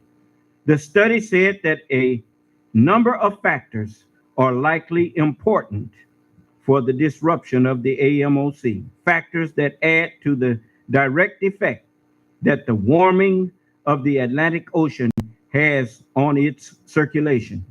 These include fresh water inflow from the melting of the Greenland ice sheet, melting sea ice, increasing precipitation, and river runoff.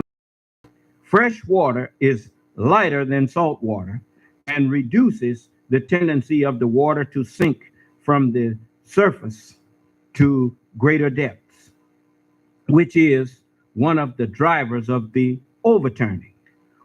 Other climate models have said the AMOC will weaken over the coming century, but that a collapse before 2100 is likely, Reuters said. Lev Caesar at Maynooth University in Ireland, who was not involved in the research, told The Guardian, the study method cannot give us an exact timing of a possible collapse, but the analysis presents evidence that the AMOC has already lost stability, which I take as a warning that we might be closer to an AMOC tipping than we think. Study leads Arthur Boers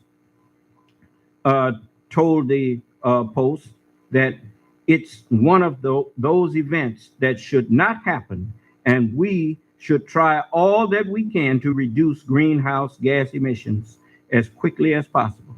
This is a system we don't want to mess with. Well, the messenger already said, you're going to see cold that's so terrific. He said that it will freeze your lungs if you breathe it in. That's what he said. Yes, sir. And the same with heat. He said, that'll kill you. Yeah. I done seen days where it's so hot that it cut your breath off to take a deep breath. Yeah. Even when I was little, I remember that. And so, that was just a sign to me that what the Honorable Elijah Muhammad was telling us was true. You can't avoid what messengers of God say.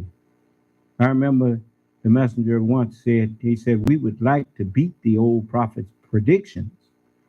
He said, but you just can't make the prophets liars. Do you understand?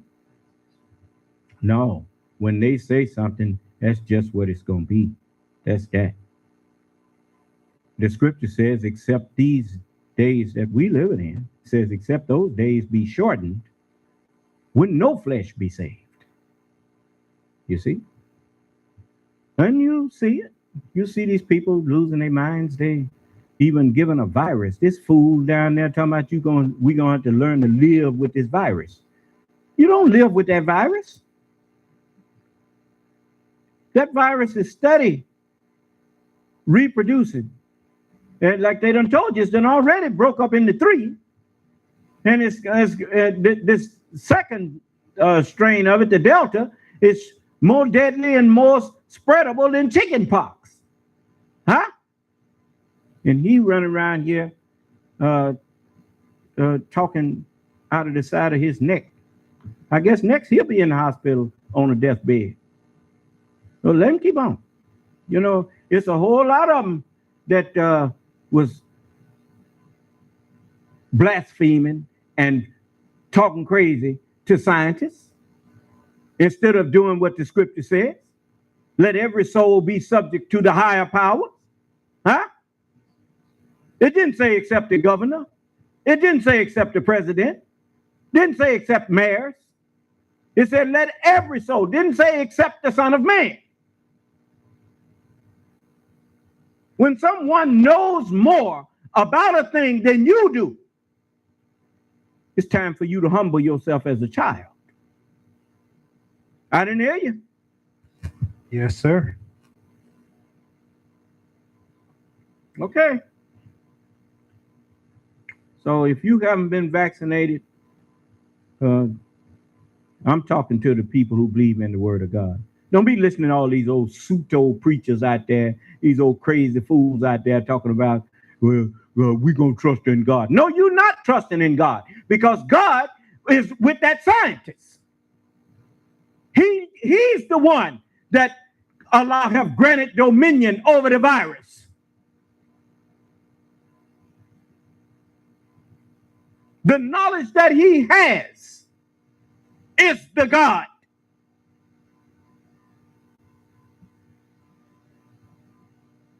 And you should humble yourself and do what he said. It's like I tell my followers, I can't protect you if you don't obey me. It ain't a thing I can do for you if you don't follow my instructions. Do you understand? Yes, sir. Now I tell you what. Show me in your lifetime. Well, I know in my lifetime I ain't seen where the scientific community couldn't be trusted. They eradicated polio as a major disease in this country. Huh? Yes, sir. Even pneumonia. How often do you hear about somebody dying from pneumonia now? Tuberculosis and all of this kind of stuff. They've dealt with these things. Look. You wants to perpetuate racism. I'm not going to do that. And I'm so thankful that the Honorable Elijah Muhammad gave me the knowledge that he did. He said there are white Muslims in America, and lots of them. Huh? Yes, sir. He said, and they recognize and respect you. You must recognize and respect them.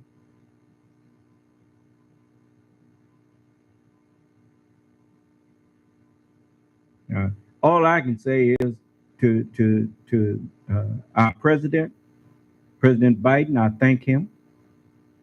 I thank him for getting right on top of this thing and instructing his he and his vice president, Ms. Kamala Harris, I thank them for doing all that they can to save as many American citizens as they can, and to do all that they can to help not just the wealthy, but the poor people of this country. And my prayers are for their safety and for their success. And I will do all that's in my power to help them. I would have did the same thing if Donald Trump had tried to do that. If he had tried to help this country, I would have tried to help him, regardless of whether I voted for him or not. But he didn't. He didn't give a damn. In fact, he tried to kill us. Let them get infected. That was his instructions. Yes, sir. Don't play like you don't remember.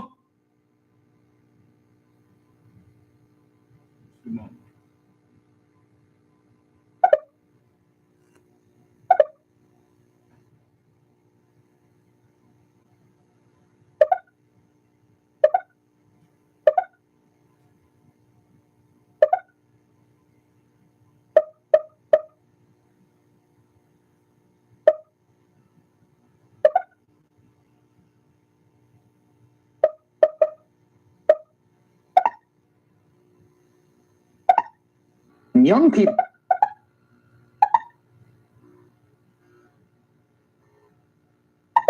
But the thing to understand about that is it is not an accident and it is not bungling. Donald Trump, as his administration, as backed by Republicans in his party, in Congress, explicitly pursued a strategy that would lead to more Americans getting sick and more Americans dying. And they did this despite the fact they kept denying they were pursuing the so-called herd immunity approach. It was always clear they were. Trump put Scott Atlas, a right-wing radiologist from a conservative think tank, in charge of the COVID response. You remember that aircraft carrier that the captain found infections with that virus on his ship? And he brought them to shore, and they fired him? Yes, sir. This man was trying to shut down this government. He was trying to shut down America's defense. What better way to destroy this country than to infect all of their military, get them all sick, and then attack them? I didn't hear you. Yes, sir. That man hates you.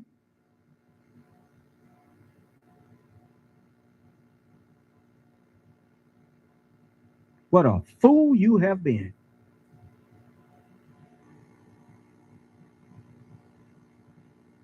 This virus, you remember when he said he's a wartime president? His attorney general, when asked, well, what do you think, how you think history is going to remember you for supporting all of these things that Donald Trump is doing? He said, well, history is written by the winners. That you didn't even know that he had declared war on the United States, and this virus was his army. Oh, how you know that? He didn't try to stop it. Right.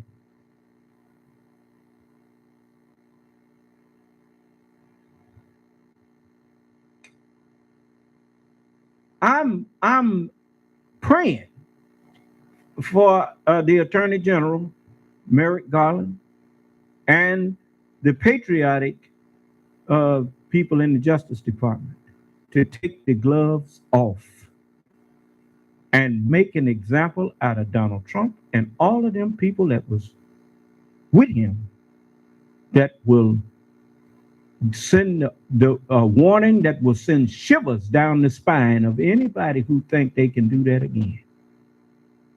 Huh? Yes, sir. You got to send a message, man. You got to send a cold message to their head. But just look now. Just remember this. And he did that because he saw Atlas on TV when Atlas went on Trump's favorite TV shows and said things like the following, quote, when you isolate everyone, including all the healthy people, you're prolonging the problem because you're preventing population immunity. See that word there? Immunity. Now remember, this man is a radiologist. That man don't know nothing about viruses.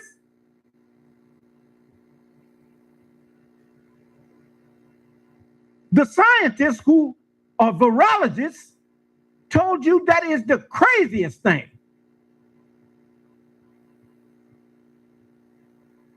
That virus, if that virus is free to use the bodies of people as a petri dish, it will mutate again and again and again until it wipes you out.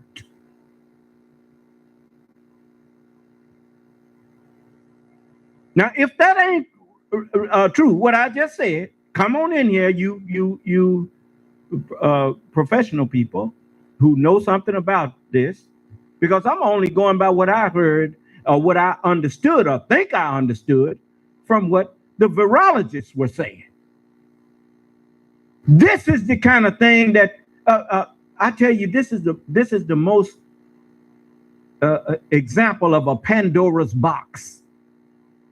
That virus. If you leave the door open to that virus, it will mutate to a point where it's like now, the vaccines that you have will soon be ineffectual. Huh? Because it's trying to survive.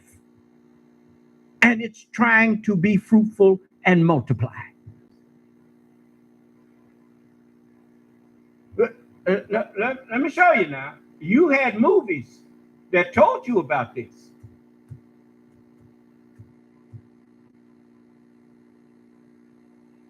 Now,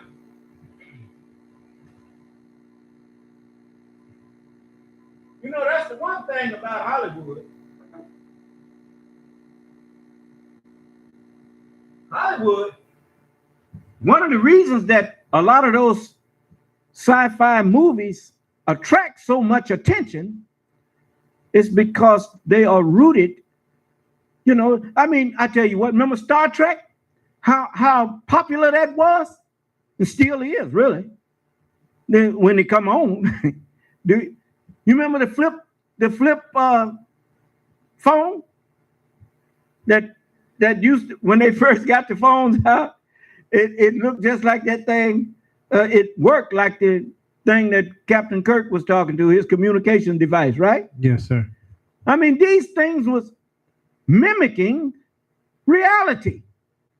Now, look at this fella here. Now, watch this.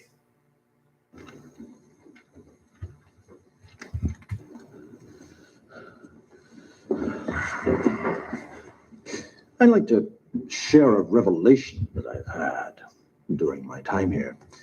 It came to me when I tried to classify your species, and I realized that you're not actually mammals. Every mammal on this... Even that is the truth. To compare man to animals, you have missed what man is. You declare mammals to be creatures that breastfeed their young, right? That nurse their young by milk. But just because, I mean that's like classifying everything that breathes. We all breathe and we all drink water, so that make us all the same. No, it don't make us all the same. Plants need water. Huh? Yes, sir. Man, there is nothing like man but man. So we are not mammals. Did you hear what I said? Yes, sir. We are not mammals.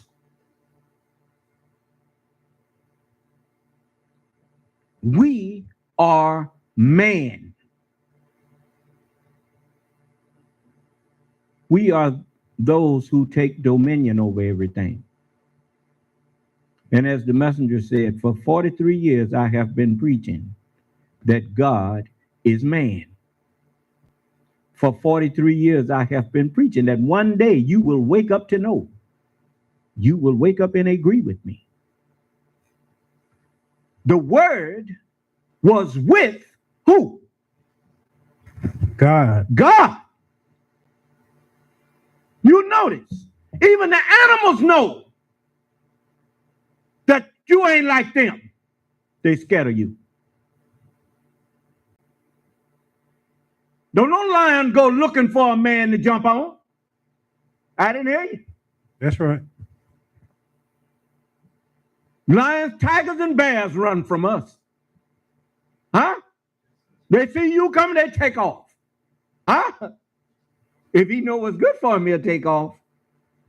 Because if you out there looking for him, he in trouble. Do you understand? Okay. Now, watch what Smith says. And even in the movie, they're giving you some truth there. That's why it's science fiction. Truth in a fictional story.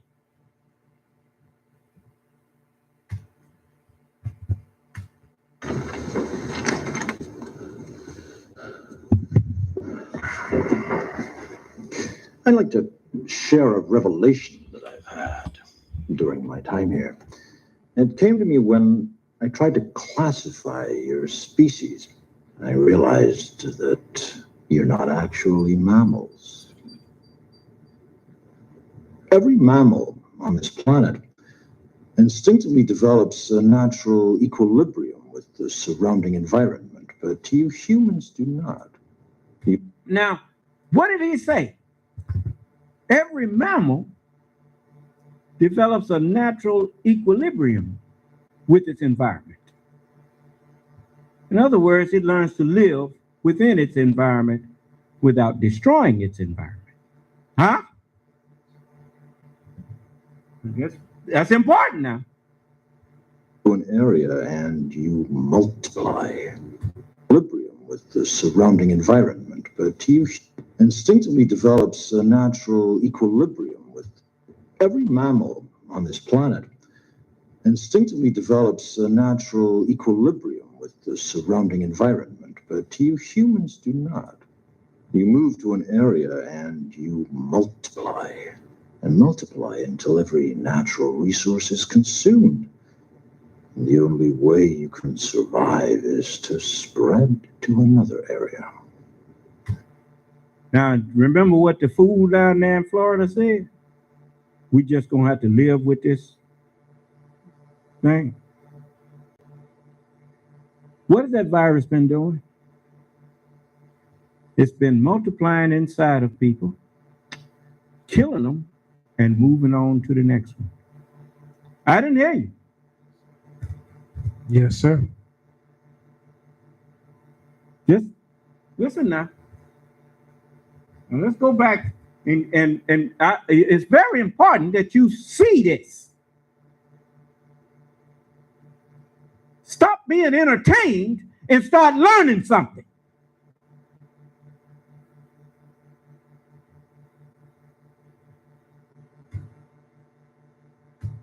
This planet instinctively develops a natural equilibrium with the surrounding environment, but you humans do not. You move to an area and you multiply and multiply until every natural resource is consumed. And the only way you can survive is to spread to another area.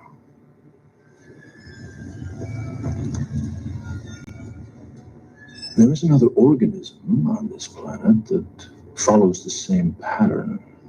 Do you know what it is? A virus. Follows the same pattern. Do you know what it is? A virus. Organism on this planet that follows. There is another organism on this planet that follows the same pattern. Do you know what it is? A virus. Human beings are a disease, a cancer of this planet. You are a plague. There is another organism on this planet that follows the same pattern. Do you know what it is? A virus.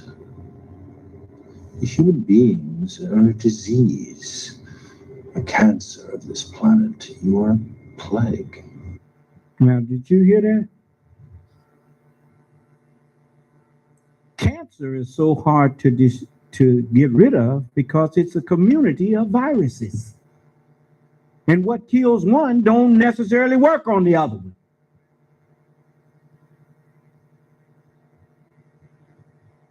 You messing around here with something that you do not understand and ignoring the people who do understand it better than you, and it's going to cost you dearly if you don't repent and do so quickly.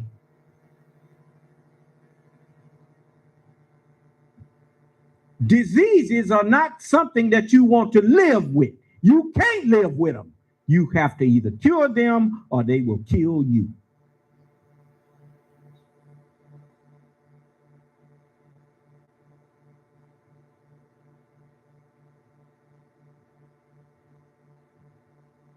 And for many of you, I'm awfully afraid that it's too late because you've been walking around here just breathing it in.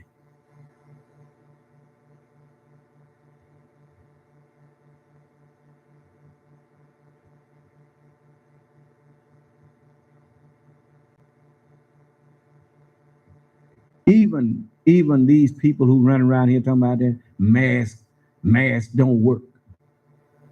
Well, I guess masks wouldn't work if it was just one of them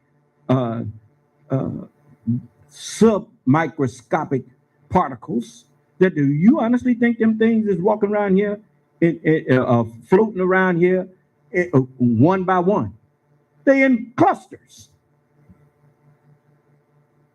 That mask will block. You ever seen ants when they get on water? What they do? They come together so they can float, huh? Yeah. Anyway, these people, they claim to know so much and don't know nothing. I don't claim to know. That's one thing I will give Rachel Maddow. When Rachel Maddow comes on and starts talking about science or some other topic, and she has a guest on that's more knowledgeable in that area than her, she will ask them, did I say something that was misleading or whatnot? Please straighten it out. I don't want nobody to be tripped by me giving them some information that's not accurate. So don't think that somehow you need to call me privately to tell me something. You ain't got to call me privately. My ego ain't overworked. I don't claim to be a virologist. And if I'm giving some information that's not accurate, correct it now. And I will thank you for it.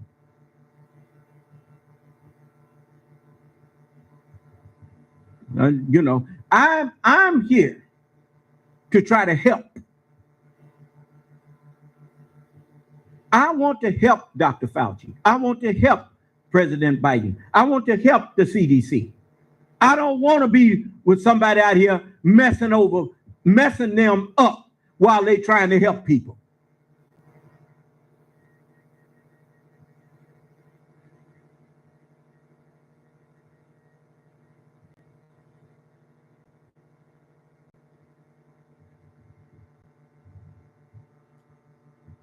And I'm so glad that the president said he's going to immunize the military. By all means, immunize them. I remember they used to come in, they had some guns that before we went overseas. Man, you'd be walking down the line, they just shooting you with the hemoglobin or something like that. We didn't know what they were shooting in us, but I mean, what do you think they actually want to make you sick? And you defending this country? Wake up, man. I'm still here from them shots they gave us when I was a teenager. I'm a long way from, I won't see 18 or 19 again until it's a 118 or 119 again. I won't see teen no more for a long time. But I'm still here.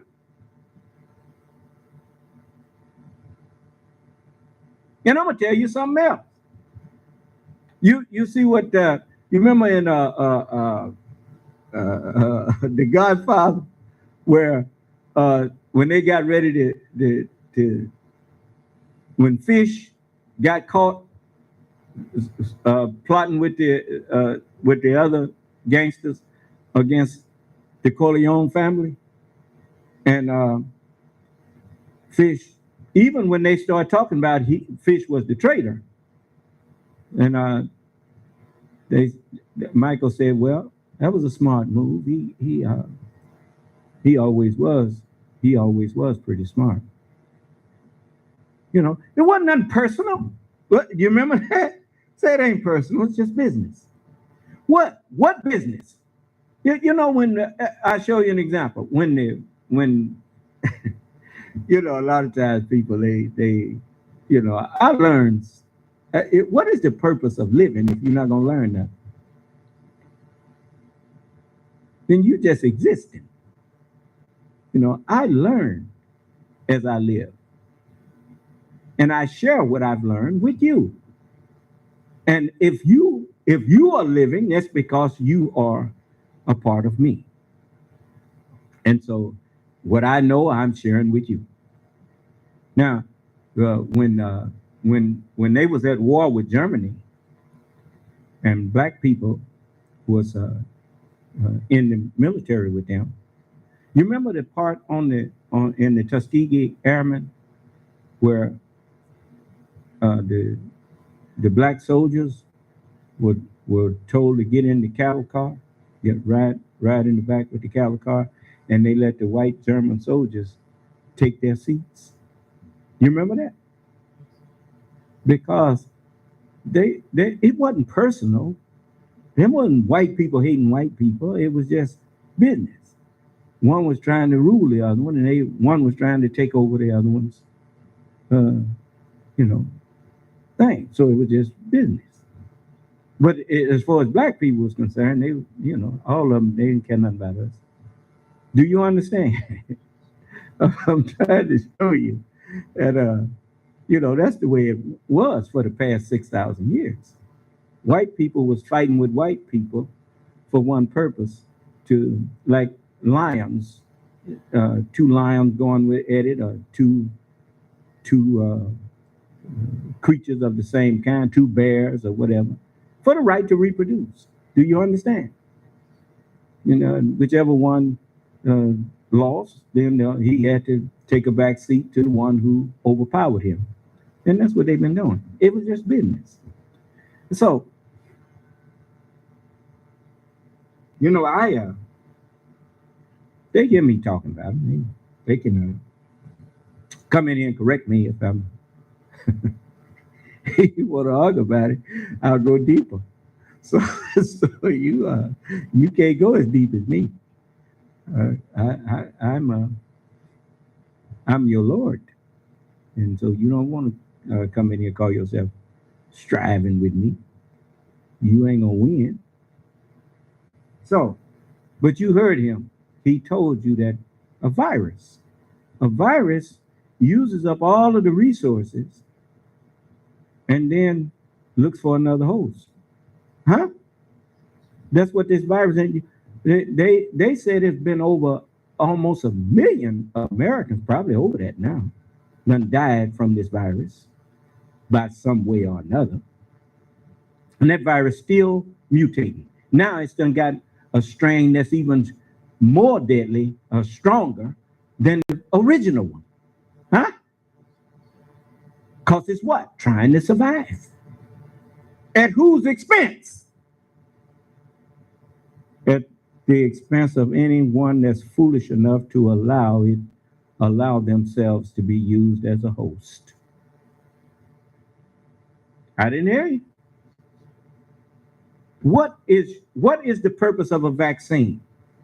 It is to, when the virus, if and when that virus comes knocking on your door and finds its way in, it does not find a willing host, but it finds a guarded, protected body that is ready to destroy it. Huh? Okay. Now, you may not have no respect for the scientists, but I do.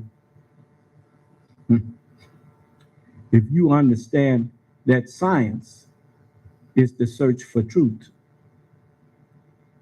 then, I mean, that's what we were all told to do.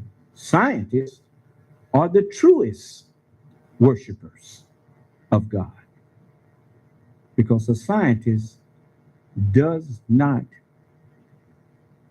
walk blindly. A scientist knows that when you can't see where you're going, look at this vaccine. Now this vaccine, they checked it. They had many people, which is we can be thankful for. Many people allowed themselves to be the experiment, huh?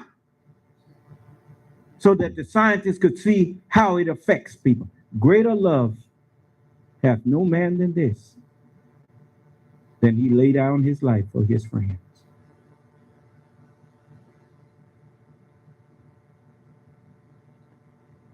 So there were many white people that trusted their white scientists. When the scientists got ready for human trials, they volunteered. Huh? And thousands of them volunteered. And at the same time, even though the trials looked good and was successful, the scientific community still, the FDA still only approved it for emergency use, because they still going through the checking procedure to make sure that what they have seen as results they can depend on. Huh? So it's still in the emergency use process and have not been totally approved by the FDA, but they're expecting the Pfizer. I'm pretty sure Moderna gonna be close behind. I took the Moderna. And they still checking to make sure that the FDA, when they've satisfied that it's safe, they will tell the people, and then it can be, they can move to another level. Do you understand? But I feel like this. If there were some people who put their life on the line to get a vaccine that was at least approved for emergency use, that couldn't have happened if it hadn't been thousands of people volunteered to put their life on the line, which, I mean, the life was already on the line with this virus out here. Huh? So they They took the leap of faith. The scientists said, we think we got something here. But we won't know until we try it on people. Okay, they tried it. They found that it's at least something that we can trust in an emergency. Huh? Okay. Well, if those people were willing to put their life on the line, why shouldn't I be willing to make sure that they know that I got a little skin in the game too? Huh? Yeah, I will help. If it's a potential that it may stop me from infecting somebody else, especially my own family. Yeah, I'll take it. And I took it. And I also did it publicly because I saw the president do it publicly, and people that respected him, that may have spurred them on to take it. Well, people that respected me, it may have spurred them on to take it. Excuse me, Senator. Yes. Marion Williams here said you're the reason why he took the vaccine. Well, all praise is due to Allah. Well, if I help somebody to make themselves safe, I'm thankful. That's another feather in my cap, so that Allah will forgive me for some of my shortcomings. So, you know, you need all the help you can get, man, in this day and time. Because ain't nobody innocent.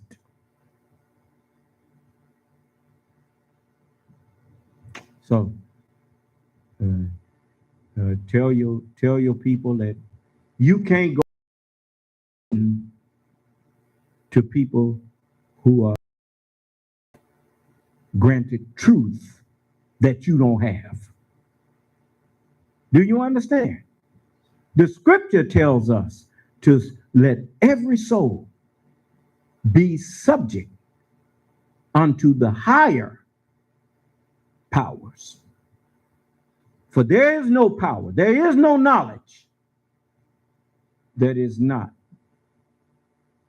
of God. Huh? The powers that be, the scientific community that exists, wouldn't exist without the truth that caused it to come into existence. Do you understand? All of it is by permission of God, by permission of truth. Always follow the truth, and you will always be safe. When a person tells you something and you question them, question them. If they leave questions for you, question them. If they say, well, this ain't right and that ain't right, tell them what, ask them why not. So, well, I tell you what, if you have some, you have a lab that you done did all this studying in, you know, the CDC has not just one scientist, it's a whole collaboration of scientists over there. Now, do you have a lab somewhere where you have studied this virus? You are studying viruses and their behavior? Then they get mad at you. Tell me something. If someone bring you something and say, drink this, and you say, well, what is it? They say, well, it's good for you. Well, who are you? They say, well, I'm just bringing you something that you can, you need to drink this. They say, well, what is it and what's in it? And they start getting mad. You tell them, you drink it. Huh? I don't want nothing you got to give me. No.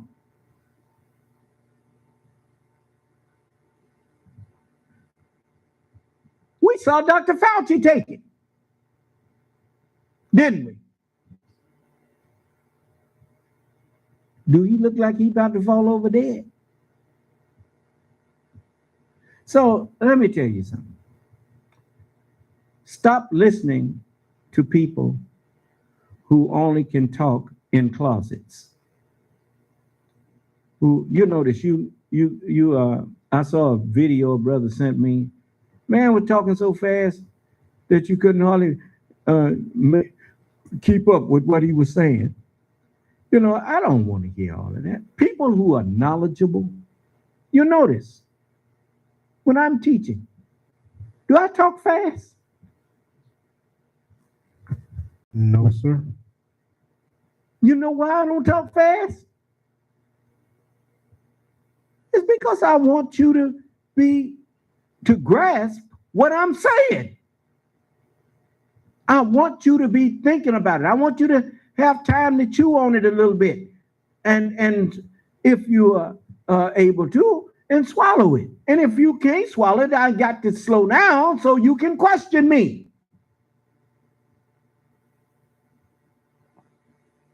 Here a man comes to you out of nowhere. You don't know him from boo-boo. And he want to tell you about what you should or should not believe. And you just take what he say and run with it. You know, people will do you like that for one reason. It's because if they can come to you talking fast and give you something, they know they found somebody who is actually wanting to hear a lie. Do you understand? Yes, sir. You don't have to convince a junkie to buy your drugs. Huh? All you got to do is come there and say, hey man, you look like you need some. And he say, oh yeah, you got some? You got and he say, yeah. And you give it to him and he happy camper. Buying your poison. Huh? Yes, sir. Likewise, people that listen to Fox News and all of them, the old Rush Limbaugh station where he used to be on and all that stuff, they love lies because it agrees with what they, just like I told you, you get used to eating margarine, you ain't gonna like butter. You like margarine. I know that because I grew up eating margarine. It took me some time. Matter of fact, I didn't eat no, first time I had butter, I didn't like it. And when I finally got used to eating it, it was in the military. They don't give you margarine in the military, they give you butter. But anyway, then when I got out and I had butter in the nation, and I was used to eating butter by then. But man, look, it's the same with truth and lies. If you run in circles with people who just lie and who just always like them old, they call them by other names, conspiracy theories. No, lies, make believe. You notice, you know how most people are made to believe a lie? By the words, everybody knows this. Huh? And when you say everybody, it's a whole lot of people. They get in a crowd of people, and the crowd seem to be believing it. So they say, oh, it must be right. Which is just the opposite of the truth. Tell me something. If a lot of people believing in something makes it so, why is it more poor people than rich people? The majority of people in this country, look how many people voted for Donald Trump in the last election. 74 million? Huh? And yet none of them come in here and can truthfully say why they voted for him. They know why they voted for him, but they ain't gonna come in here and say that. Right. Do you understand? Yes, sir. Because they know that if they try to say that he did a good job the first 4 years, I mean, you got him on tape. We got him on tape saying he wanted to get you sick. Now, just a moment.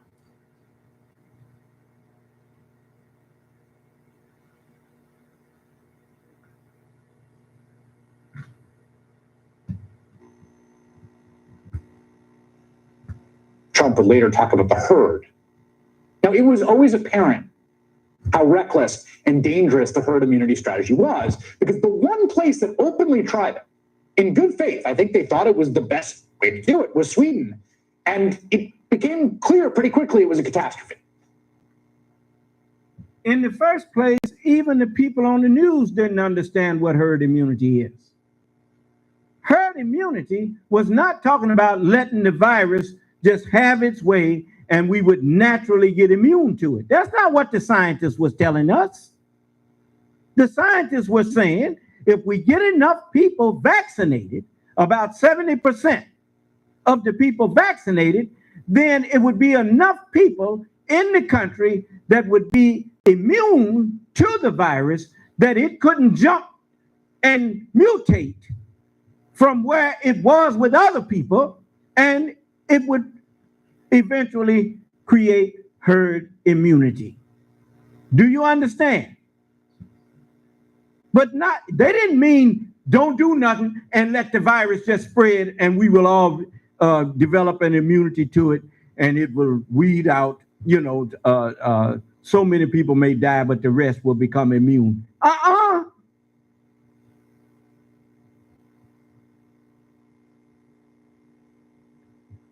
But depending on what stations you was listening to,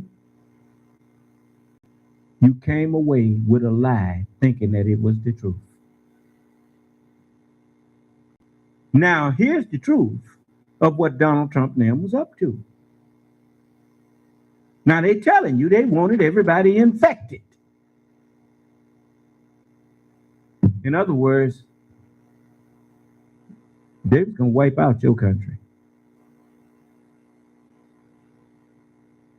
What if everybody heard, by your example, the bubonic plague should have just been let just herd immunity. Huh?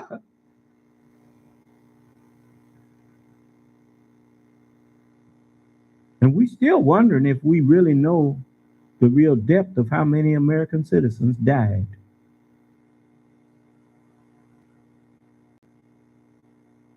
But they said 600,000. But we don't know.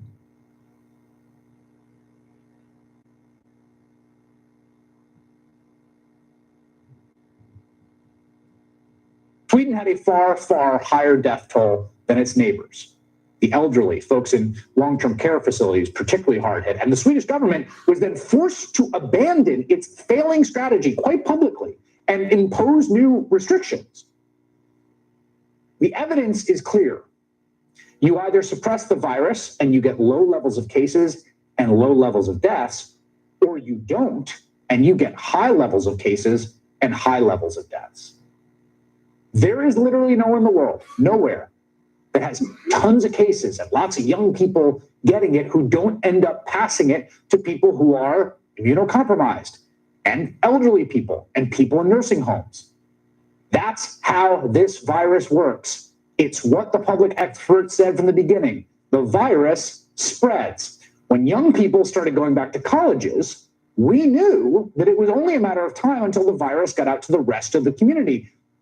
And as the New York Times reported, though young people do have indeed less risk, deaths rose fast in college towns when they returned to campus. Again, all of this was as predictable as night following day. There has always been an ironclad correlation between cases and deaths, even as the fatality rate has indeed fallen. But here's what one Trump appointee was saying when colleges closed. Listen to this, quote, "We essentially took off the battlefield the most potent weapon we had.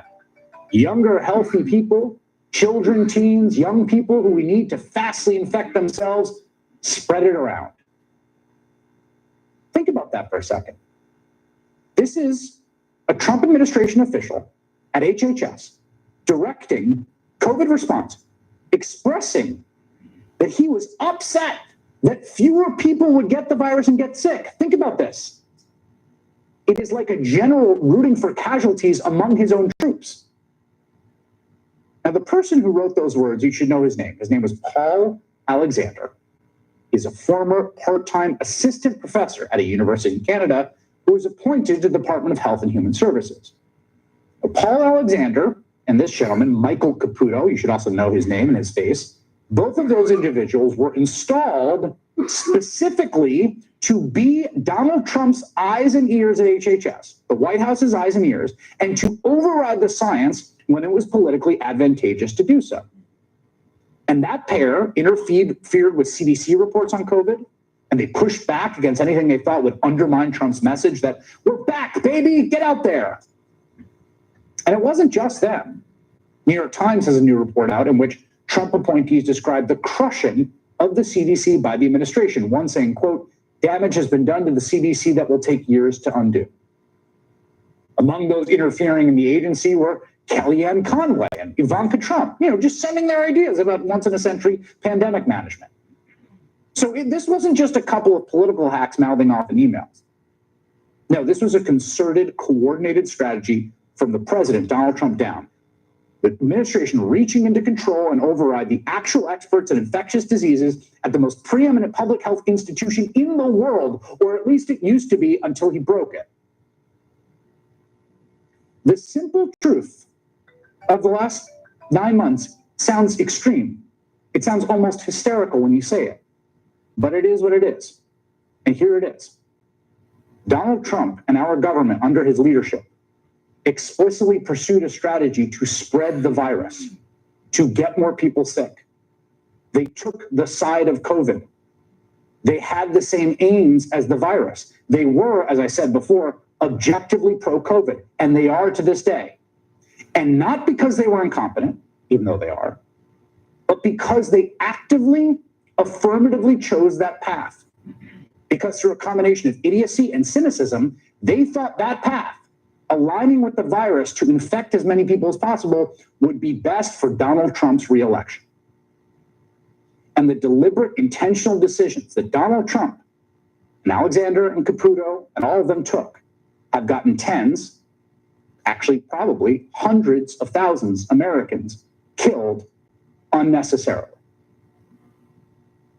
We are now 35 days from the end of the Trump administration.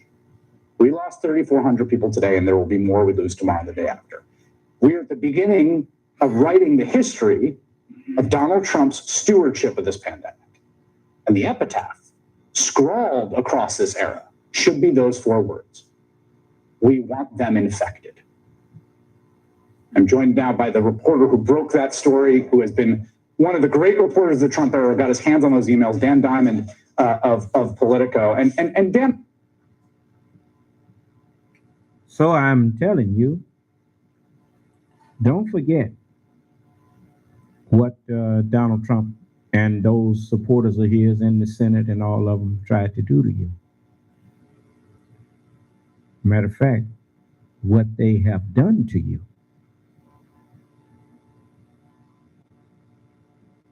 Many of you have lost loved ones, and that's laid right at the foot of Donald Trump and those people in the Senate and the House of Representatives who supported him, because he should have been removed from office, and they refused to do it.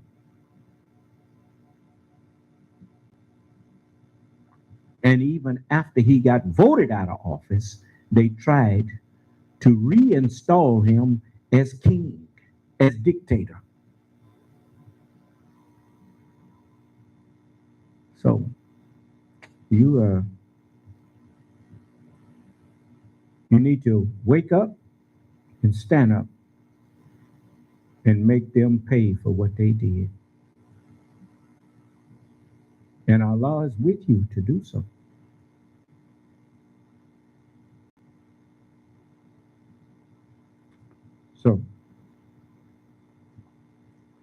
So I'm going to put a pin in it there. But now you know that all truth, no matter what world you're talking about, whether it's the world of politics, whether it's the world of sports, whether it's the world of medicine, whether it's the world of farming or horticulture, agriculture, whatever you want to call it, whatever world it is, Allah is the Lord of it. The truth is what brought it into existence, and the truth is what sustains it. Allah is the truth. And when someone in any particular world knows more than you, then you need to humble yourself to that person and let them guide you.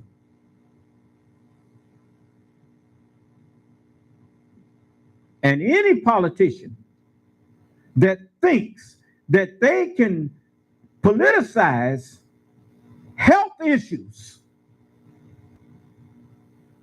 is not fit to be in politics, because he don't know when to stay in his own lane.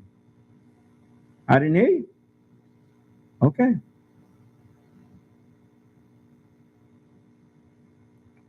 So we are thankful that Allah gave us people who are knowledgeable of how to deal with this pandemic.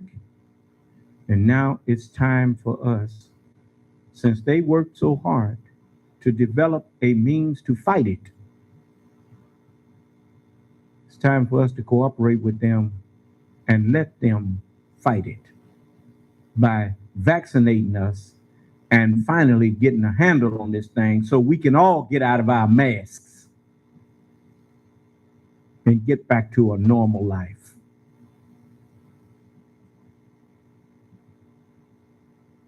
Let this lesson that has chastised us, that has chastened us all, let's learn this lesson and never again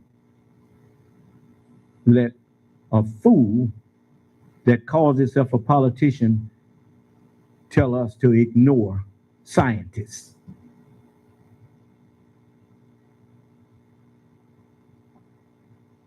Okay.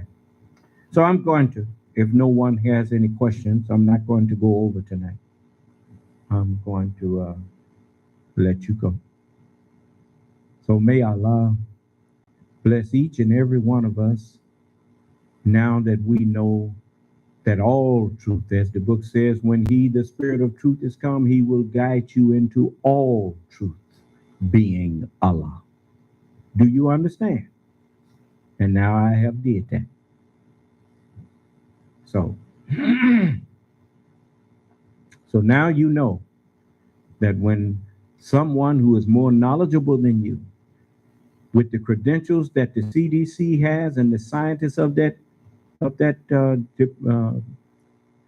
bureau has, with the credentials that they have, you who have not been in a laboratory, you who have not studied viruses, you have no business trying to contradict anything that they have to say. What you need to do is humble yourself and let them guide you.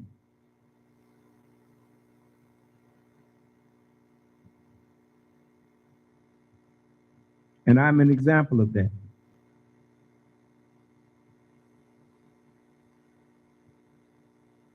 So I'm not telling you to do something that I'm not willing to do. For I humbled myself to them.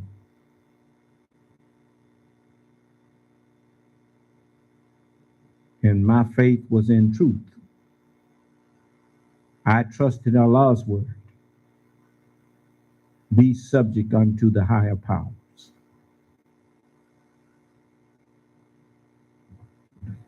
Okay. So, may Allah bless each and every one of us who hunger and thirst for his righteousness and the truth of whatever world we are in. May he bless us and keep us safe and in our right minds, and grant to each and every one of us a peaceful and pleasant night's rest and sleep, and a happy, peaceful, and pleasant morning's rise.